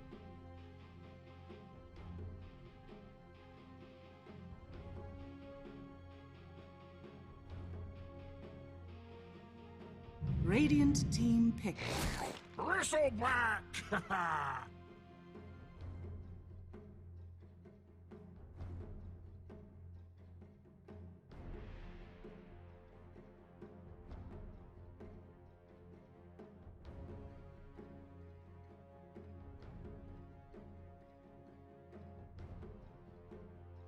10 seconds remaining. 5 seconds remaining.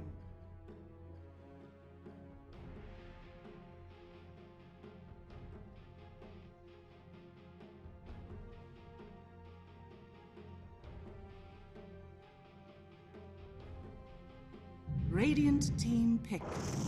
Ogre Magi!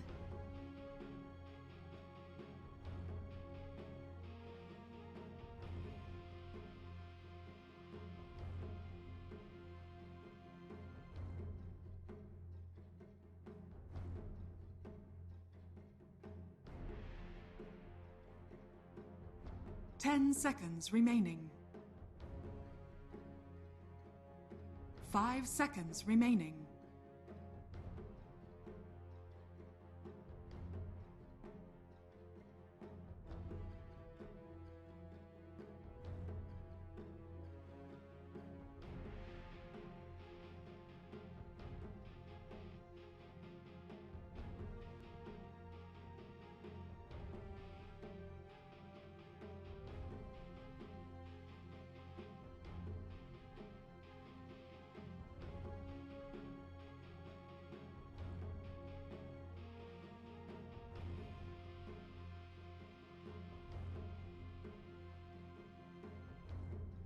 Dire team pick.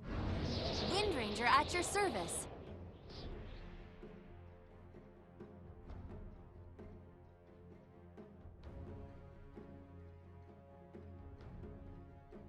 Dire team ban. The Undying waits. Radiant team ban.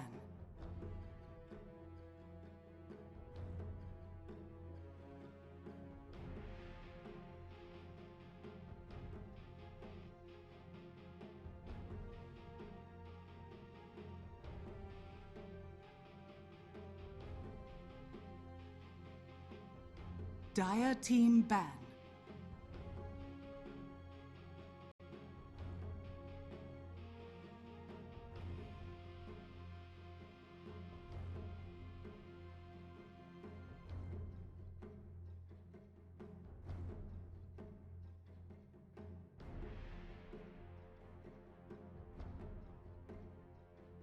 Ten seconds remaining. 5 seconds remaining. Radiant team ban.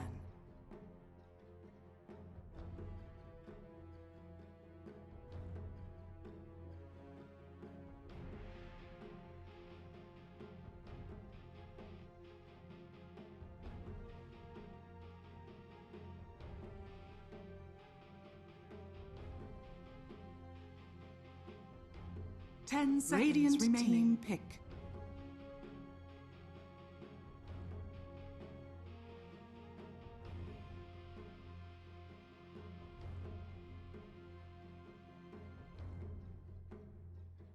Dire team pick. Life Stealer.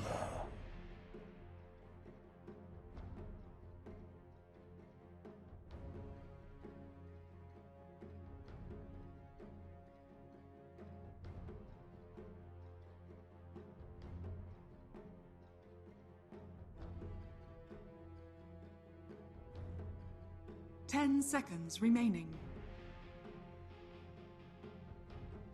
5 seconds remaining.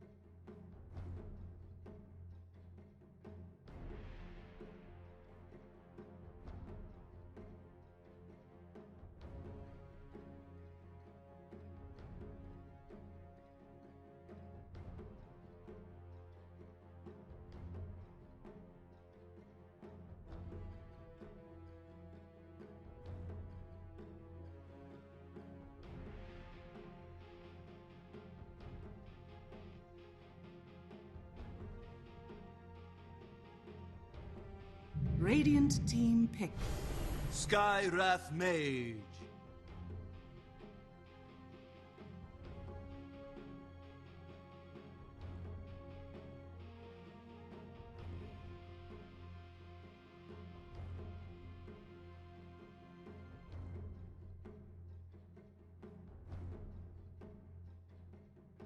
Ten seconds remaining. What up, guys? Welcome to ILG Cup Season 3 Dota 2 Minor live from Legendary Gaming Cafe, Jalandhar. I'm Shades-Layer and I'll be your caster for this game. The final game of the day, Jaguars versus Addictive Gaming. We already have PB03 having won the first 2 games of the day, and they're already through to the grand finals that will happen tomorrow. The winner of this game, this best of 1, will qualify through to join them in that best of 3 grand finals, while the loser walks away empty-handed. So everything on the line here. The runner-up of the tournament wins, which is essentially the which could be one of the 2 teams here that does win here today. The winner of this game walks away with a minimum of 15,000 rupees. A chance to make a 35k by taking that grand final tomorrow. So winner is assured at least 15k, while the loser walks away empty-handed in this best of 1. A lot on the line as Jaguars, they go for Pagna. Surprised to see Pagna in a Life Stealer, Wind Ranger, Ogre Magi draft. Wouldn't peg LS to be as great in a pushing lineup. He does love to hold his own, farm up the Midas, Radiance, Assault before joining in on the action, while Addictive Gaming, they've got a fast-paced lineup. Bristleback doesn't really lead a lot of farm. Is Very strong in the early to mid phase. Undying, a super strong early game hero. So is the Skywrath Mage. Sanking comes in with a lot of disables. Has AoE setup as well. For the Sky, not to mention the burst damage with the epicenter. So Team pick. final pickup for Addictive Gaming. They need someone for the safe lane. Do they look for someone to take this ultra late, or just do they go for a high tempo hero? I believe something on the lines of Juggernaut is good. Maybe they need something with, I think, an additional lockdown. Someone like the Swen. Remaining. I think Swen's a good pickup as well. 5 seconds remaining. Radiant team pick. And they'll go CK, another hero who does have stun. Really good at pushing. I like this draft from Addictive Gaming. Jaguars. They need to be careful of Addictive Gaming just grouping up together and 5-man barraging down towers. I think that is going to be one of 10 their seconds remaining. biggest problems that they will face. 5 seconds remaining.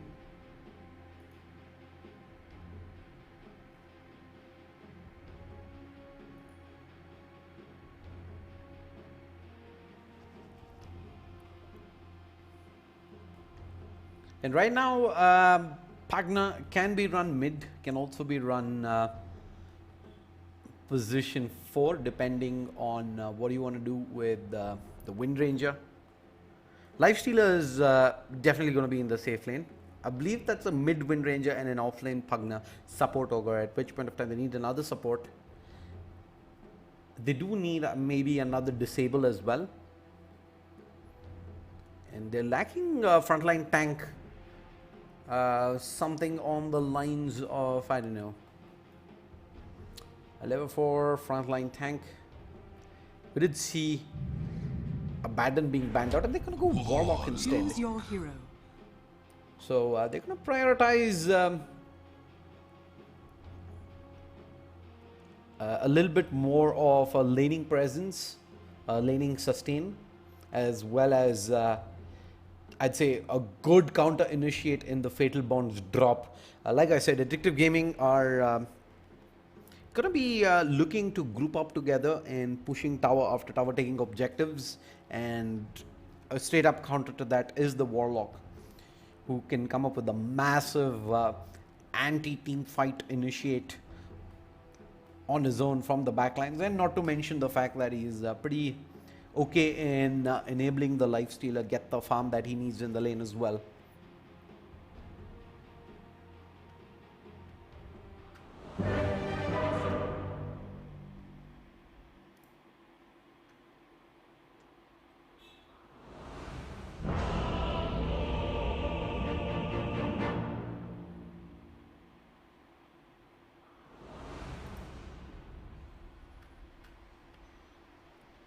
So waiting on players to pick up their heroes. On the Radiant side, we have Jaguars.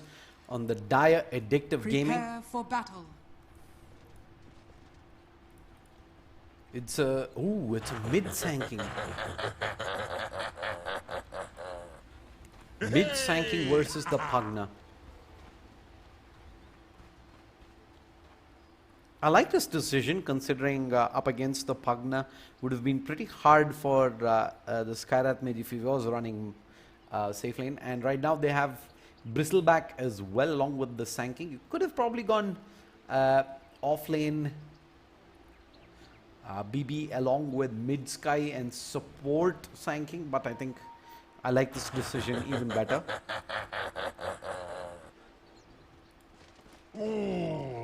Sky plus CK do have massive amounts of kill potential, especially up against the likes of the Yoga Magi. Wind Ranger, of course, does have Wind Run, so she might be a little more slippery to catch, but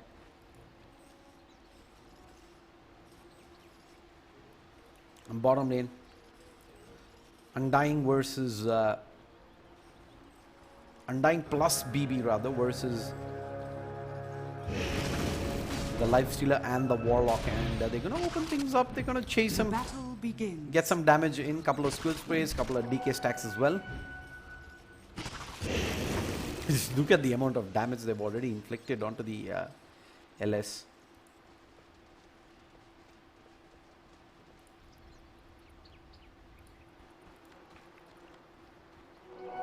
Daya gets 3 bounty runes. It's a good start for Addictive Gaming, considering the fact that they got a pretty much of a snowball lineup.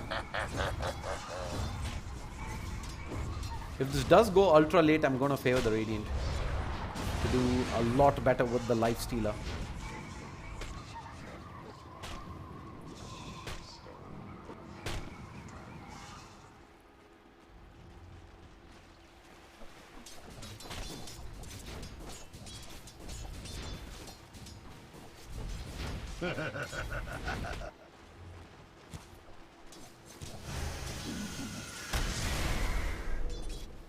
Top lane. Looks like the harass has begun.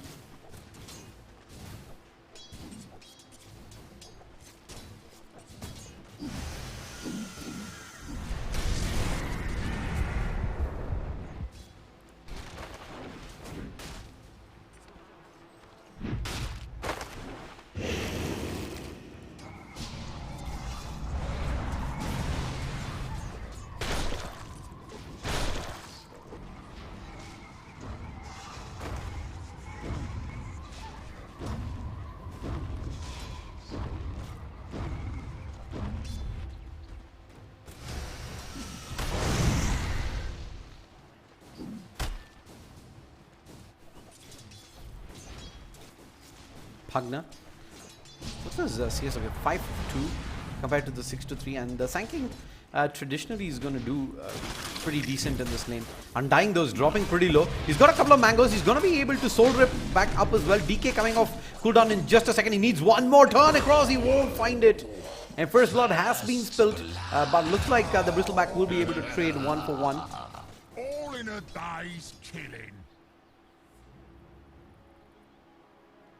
It is a support for a core, so I think in the grand scheme of things, it's an even trade, considering the Radiant got first blood and the Dire managed to drop the core.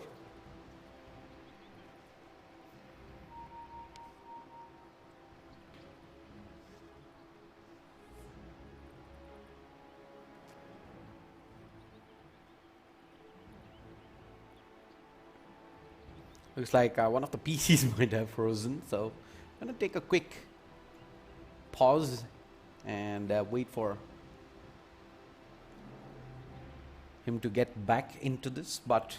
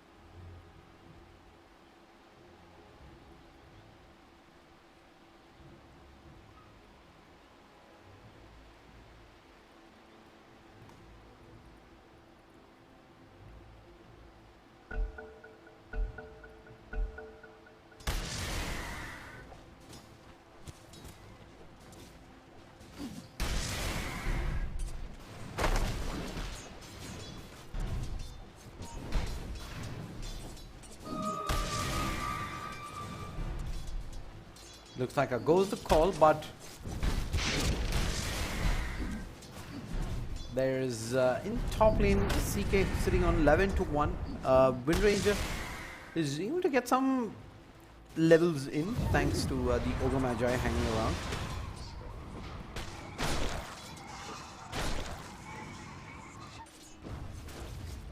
Sanking's gonna be able to farm uncontested up in the middle lane. Not gonna be able to do much in terms of stopping the Pugna from farming, but I think it is pretty much gonna be each of them getting most of the CS unhindered.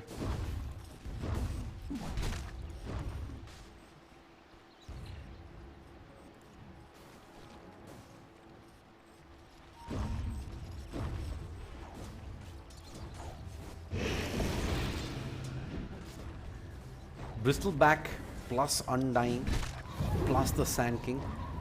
That's something you gotta be very scared about, especially the early to mid game. Once they do have their basic items and levels up. And Pugna, oh no! What was that? Radiant's middle tower Did not is expect under the damage there from that level 2 sandstorm to be as much. Not to mention the caustic finale kicking in as well, and they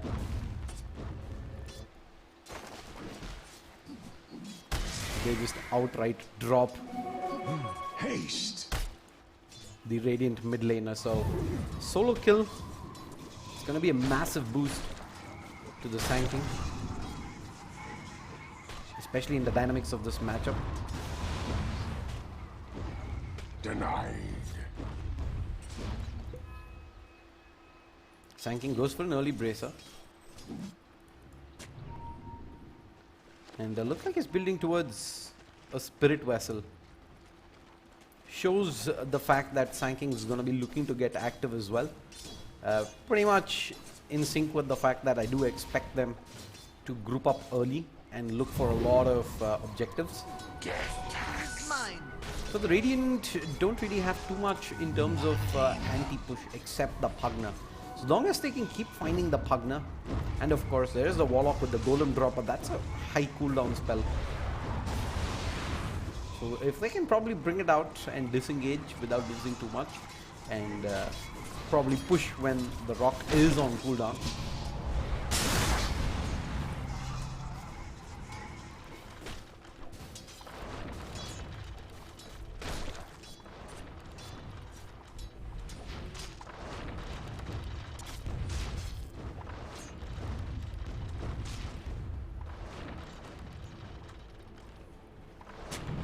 And going by what I have seen thus far, I do believe Addictive Gaming is the slightly stronger team here. At least looking at how the laning phase is going.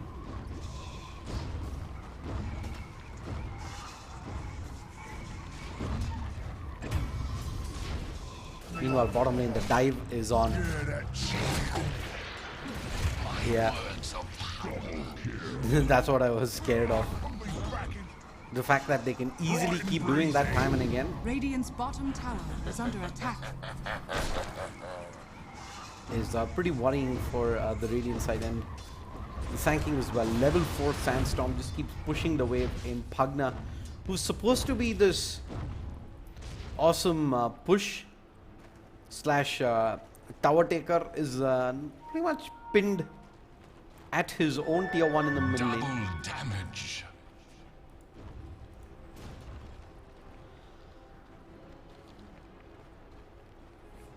Undying. Gonna spot the double damage rune. It's not going to do much to scare him. Tower is under attack.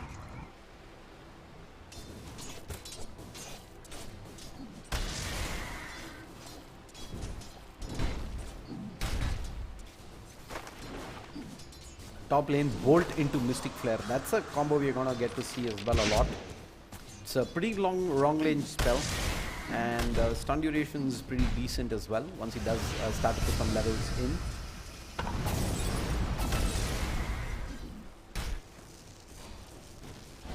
Bottom lane, see Sand King already having found the kill.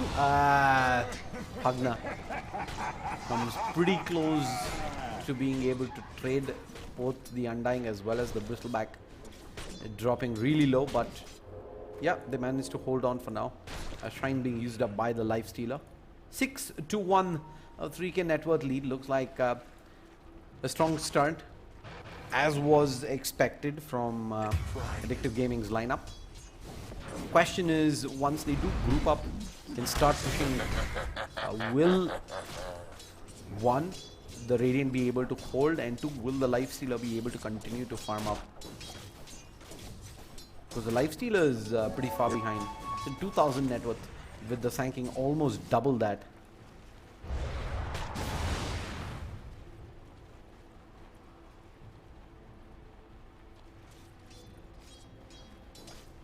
Who has, by the way, got a completed Spirit Vessel as well.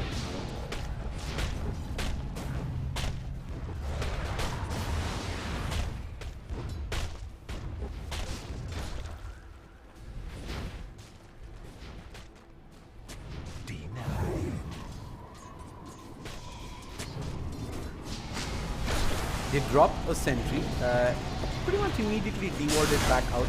Sanking gonna re-engage, finds the kill, but I think this should be a trade. No, it isn't. Shadow Word, yeah, there you go. Does eventually take him over. And that's a lot of streak money going the way of the Warlock.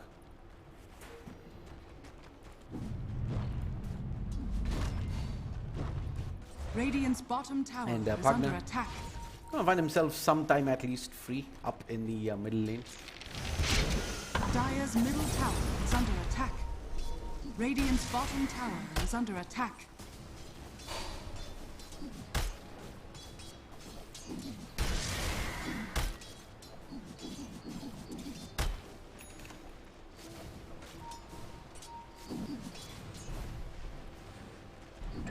Radiant's bottom tower is under attack. Bottom lane, another kill coming through, and Pugna, they're gonna try and jump the Bristleback. Can he heal him up in time? There is a lot of DK stacks coming out, and they might just be able to pick up both.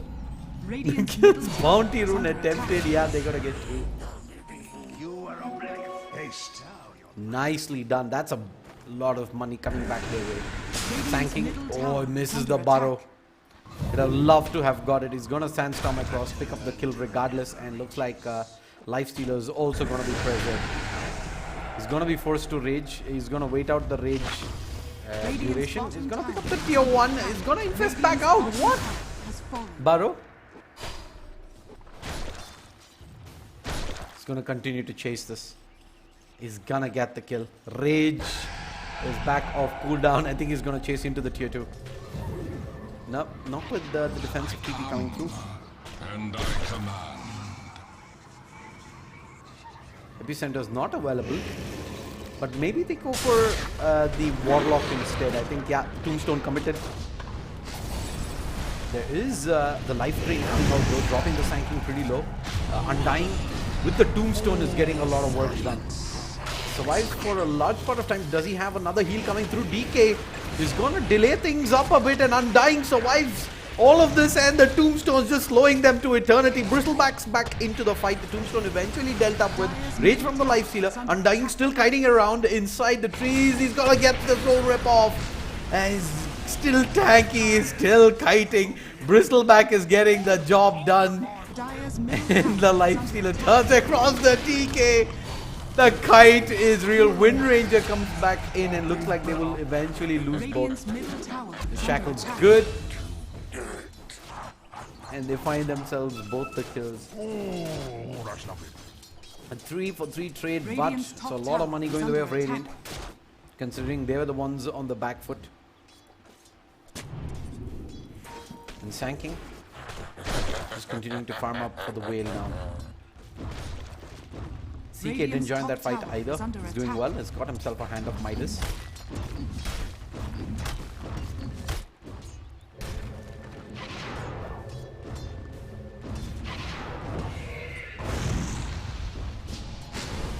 Radiant's middle tower is under attack. Top lane.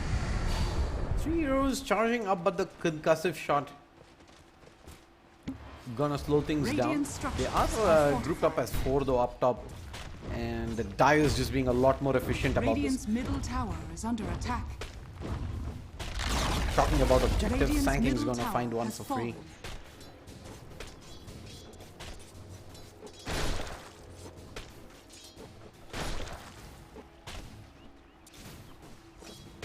And he is farming at an alarming pace.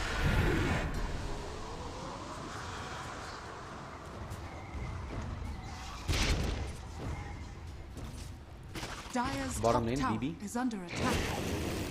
Yeah, I think you dive the Warlock here, yeah. The tombstone down, the zombie slow coming through as well. Lifestealer. Stones across, yeah, they have the Sanking coming through. This is a chase across though, Undying inside the trees is probably going to end up going down. No! They infest, they come back across the two-man burrow, they clean house. A triple kill to the BB. Radiant structures are fortified.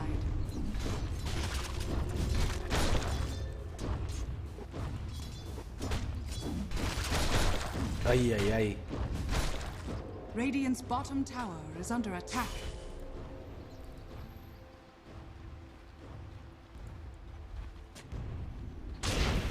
And Pugna.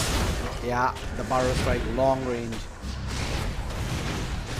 Stuns on point as well to get the kill. And looks like they want to continue chasing this. Two more heroes. There's the Lifestealer behind the enemy lines. Could be a big kill on the Sanking if they can find it though. The Spirit Vessel coming back off cooldown. They don't really know whom to track. Lock onto. There's no mana whatsoever. Yeah, Undying is the first one to go down. Looks like Bristleback is also going to be left behind. They're just overextended deep behind enemy lines. He's still surviving. The Vanguard kicking in along with the stick charges, but yeah, eventually he will succumb down.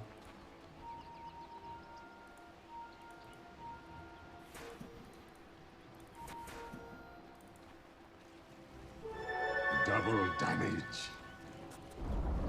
Radiant's top tower has fallen. I'll take your tribute. At last.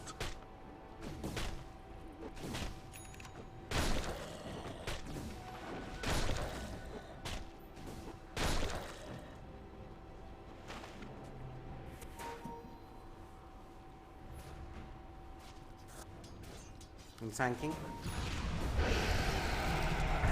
Gonna come chasing the Warlock. Yeah, this has pretty much been the story of Warlock. He does get the drop out, but with the Fatal Bonds, players are dropping low, but they don't have enough backup to go back in. Pugna. Ooh, the Undying though. He's gonna heal up, and he doesn't have the tombstone anymore. And it looks like he will definitely go down. And yeah, 2 kills, maybe the third as well. Radiant's middle tower is under attack. But away, Sanking just barely manages to survive. But that did get a little too tricky there. They kept on diving. Is under attack. Especially with that Fatal Bonds having chewed through a lot of their HP. And meanwhile, while all of this is happening, CK is just free farming top. Absolutely uncontested. Midas into Armlet. 16 minutes in. He's gonna go for the Manta style next. It's just absolute free farm. Regeneration.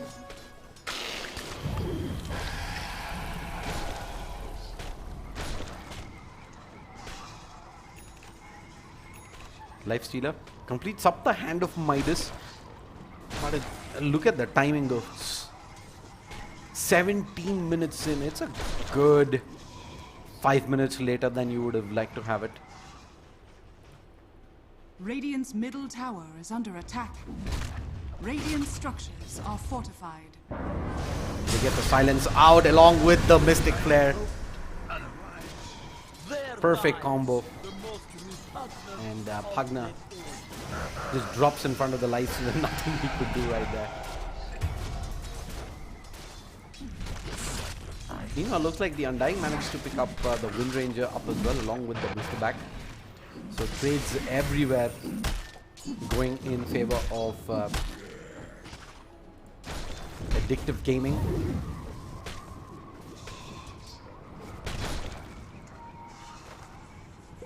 Radiant's middle tower is under attack.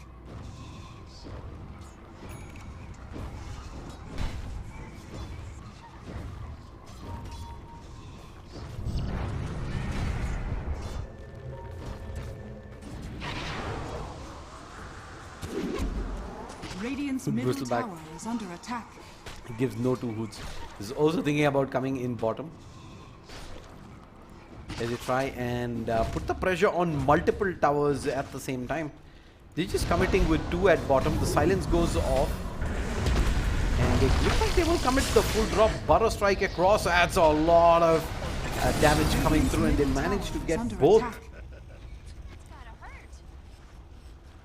Big rotation, big kills, but they're going to lose the tier 2 up in the middle lane regardless. Bristleback solo pushing that through the shackles of target.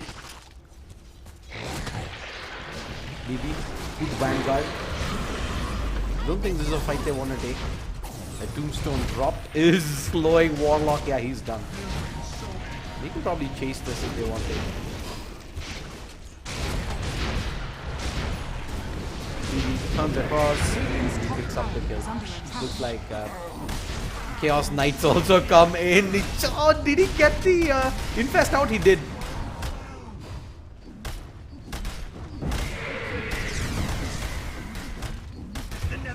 Agna. Jeez. Your flesh achieves a lower state of order.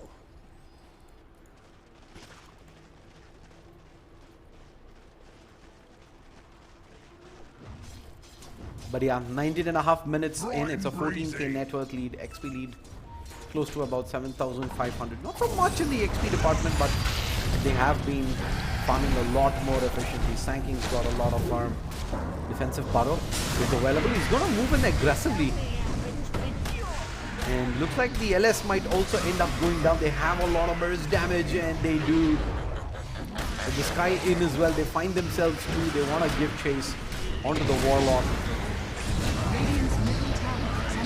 And looks like the Wind Ranger is also toast. They just one after the other They just keep rolling with the punches. CK does go down and so does. Okay. Warlock finds himself a double. Forces out the tombstone.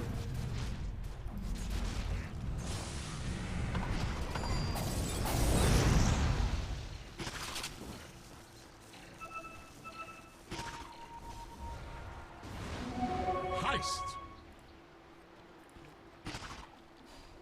That's for me.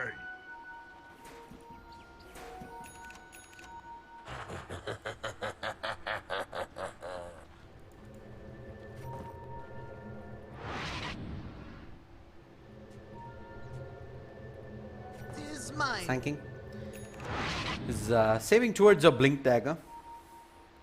Atos almost up on the Sky. Bear in mind, it's a position for Sky. They've already got a lot of farm. They find themselves an ogre. Wrong place, wrong time.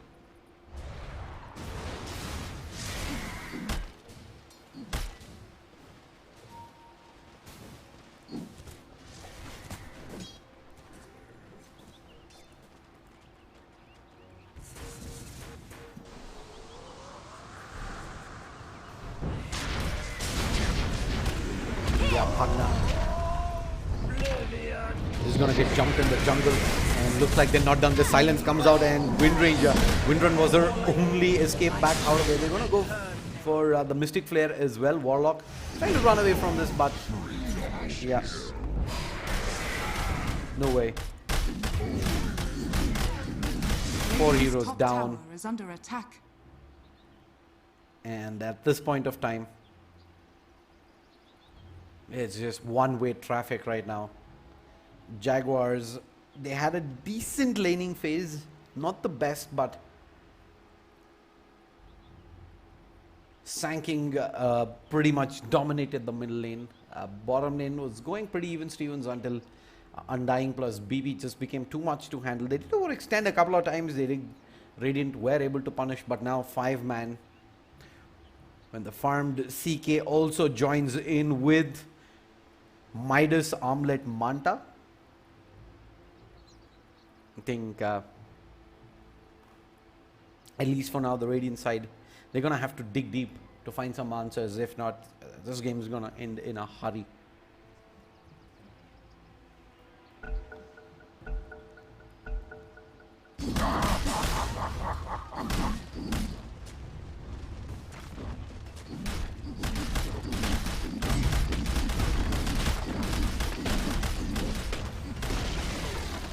Radiant's top tower has fallen. Radiant structures are fortified. Radiant's top tower is under attack.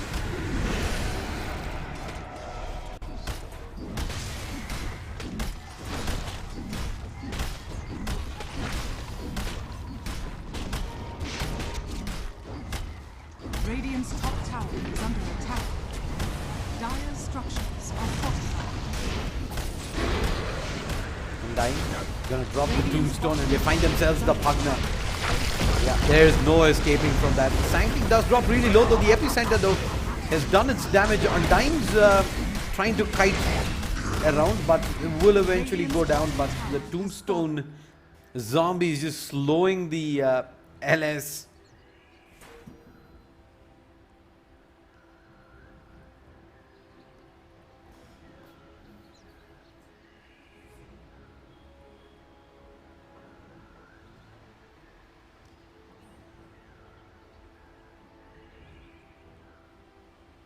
Three rows down, I believe, without step buybacks. Wind Ranger has one. Pugna, yeah, he has one as well. But I don't think they're going to be too interested in expanding the buyback. So triple kill to the CK. He wants more. Yeah, they brought the Atos and he's going to pull him in for the Ultra.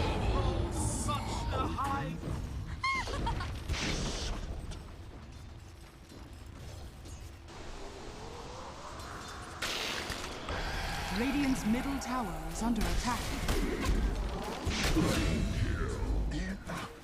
2 for 1. Meanwhile, BB Radiant's bottom tower is doing is BB under things. attack.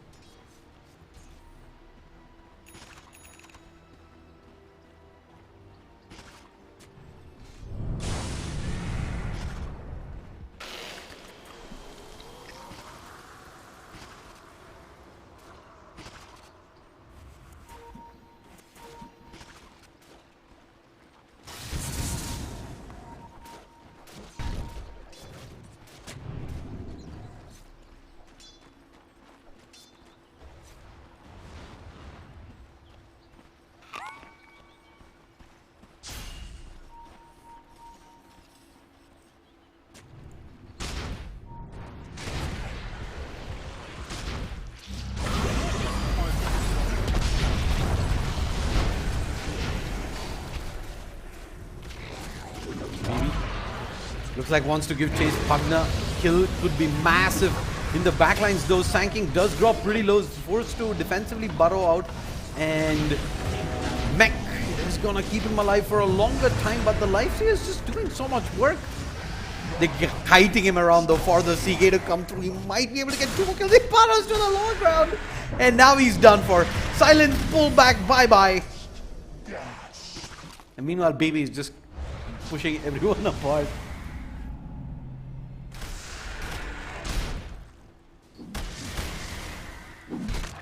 Radiant's bottom tower is under attack. Yeah, he doesn't give 2 hoots. There's a Reaver as well completed on the CK. This is it. They're gonna go for the racks. Bottom lane almost certainly secured. Lifestealers on the sidelines for 60 seconds.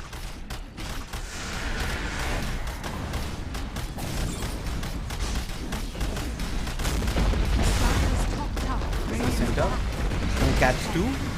Mystic Flare. Yeah, that's 2 kills picked up. Actually, double. For the Skyrat, it's a full 5-man wipe. Lifestealer is still on the sidelines for 43 seconds, and they're going to use this time to get at least the middle lane of Rex. Partners on the sidelines for 65. That's a lot of time. Is that a dieback? Might just have been the case.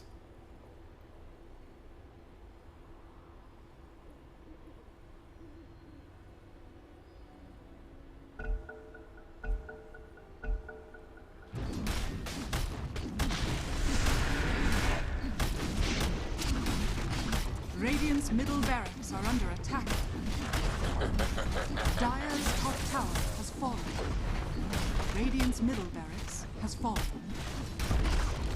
Radiant's middle barracks has fallen.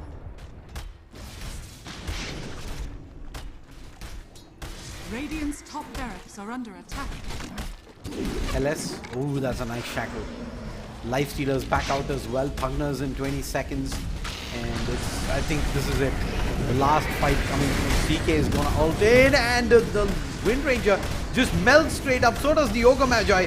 And Lifestealer, yeah, that's the damage right there.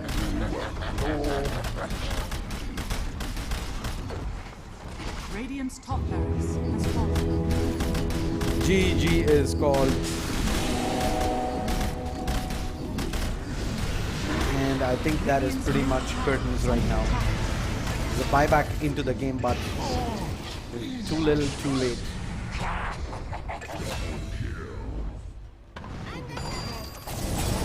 Match is done. Game's in the bag. Radiant's middle tower is under attack.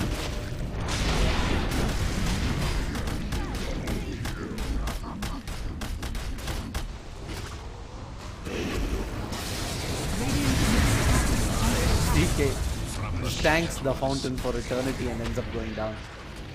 That's, I guess, already in the bag, which is why the Dire doesn't really care. It is going to be addictive gaming moving on to the grand finals to face up against PBO3 tomorrow in a best of 3 series. Shout out to both the teams for making it there. Shout out to Jaguars as well for putting on the show here today. Unfortunately, this is where the journey ends in the Jalandhar miner. Radiant's middle tower is under attack.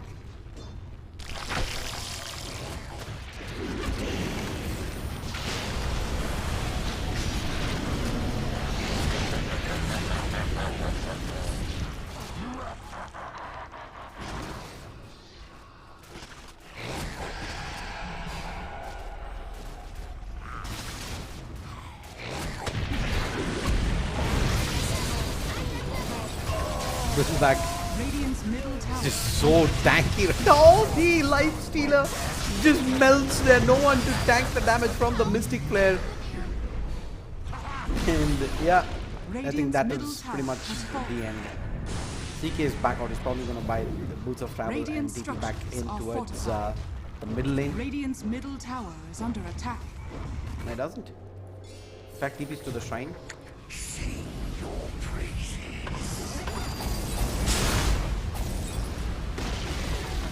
The last remaining tier 4 is also going down. Thrones exposed. Is under attack. And addictive gaming now. Gonna close things out. Thank you so much for all the people who tuned into the stream today. It's been an absolute blast. We will be back tomorrow. That's for me. At I believe 12 PM for the grand finals. Until then, goodbye and enjoy the rest of your Saturday mornings.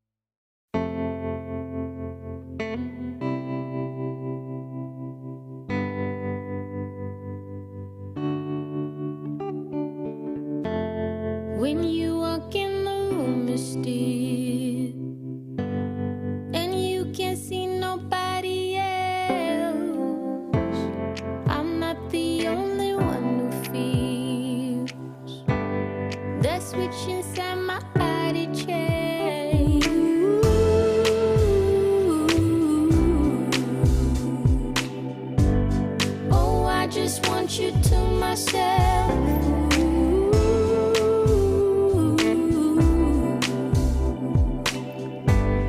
Oh, I just want you to myself. When we go out, we don't get far, 'cause everybody knows your name. They stop to ask you how you are, but now our dinner plans run late, and I know your mother raised you right, so I don't wanna make you rush, and now and then can't help but wish this life was just the two of us.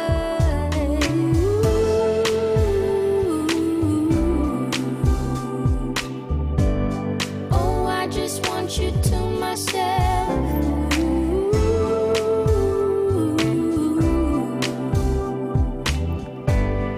Oh, I just want you to myself.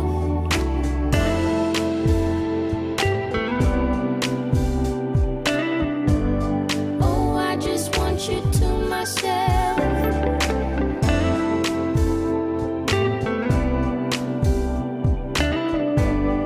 Oh, I just want you to myself.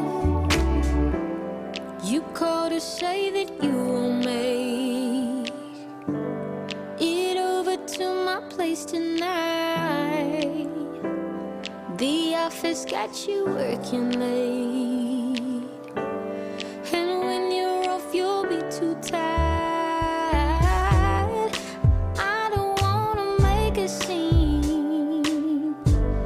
You're just so good at what you do.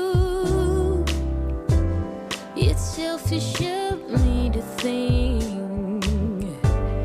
that I'm the only dream for you.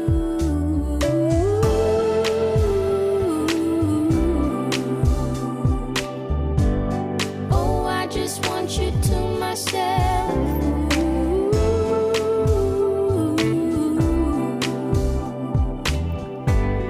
Oh, I just want you to myself.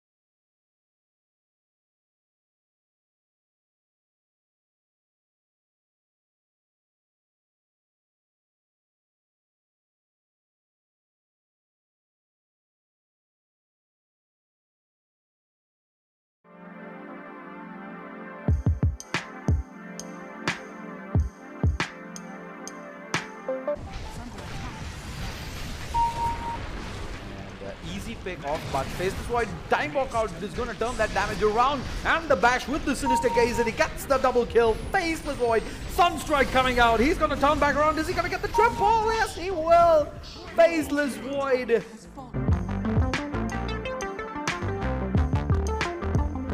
Probably Pop jumps up ahead, silence out, 2, 3, 4 clicks. Yeah. Yep, there you go. Sonic Wave expended as well. He only manages to catch 2 though, but that's okay. Butter Strike in, Telekinesis out. I think they want to drive the Spectre as well, but Pop's clever. Drives the backlines. Triple kill. That's it. That's it. Just call it. GG's, boys.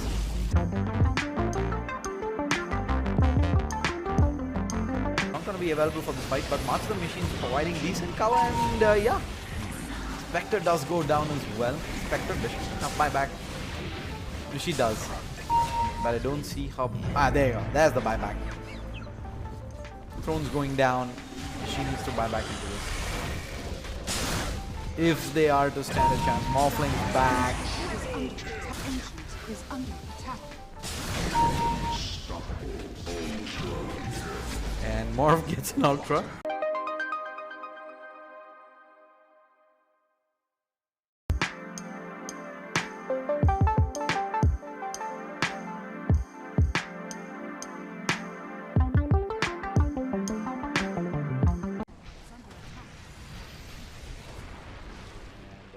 Pick off, but Faceless Void time walkout is going to turn that damage around, and the bash with the Sinister Gaze, and he gets the double kill. Faceless Void, Sunstrike coming out, he's going to turn back around. Is he going to get the triple? Yes, he will. Faceless Void.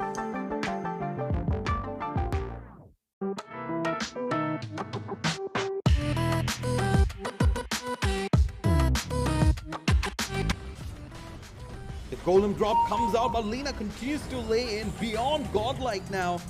There's the slow coming through, the Void coming in to the fight. There's a Laguna Blade, just instant deletes 2. Lina finds 3.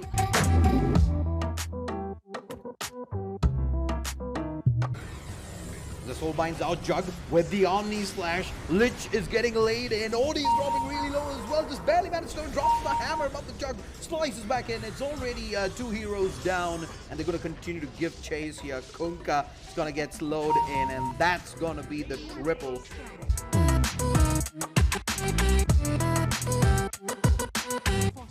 Ember, quick heal, is going to remnant back into the enemy base. And the slide's so good. He's just gonna continue pushing up ahead. Remnants ahead. No mercy whatsoever. He's gonna find himself a triple. I break everything I hold. Don't know what it takes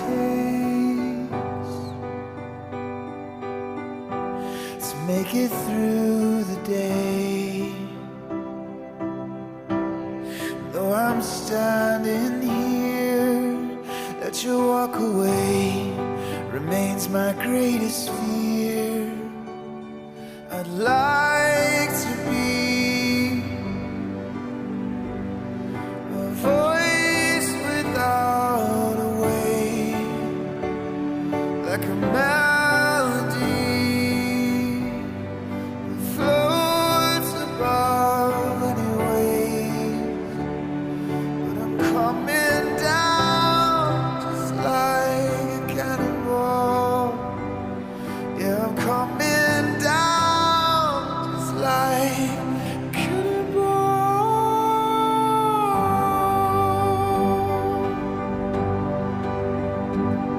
Now I believe that you are not yet free,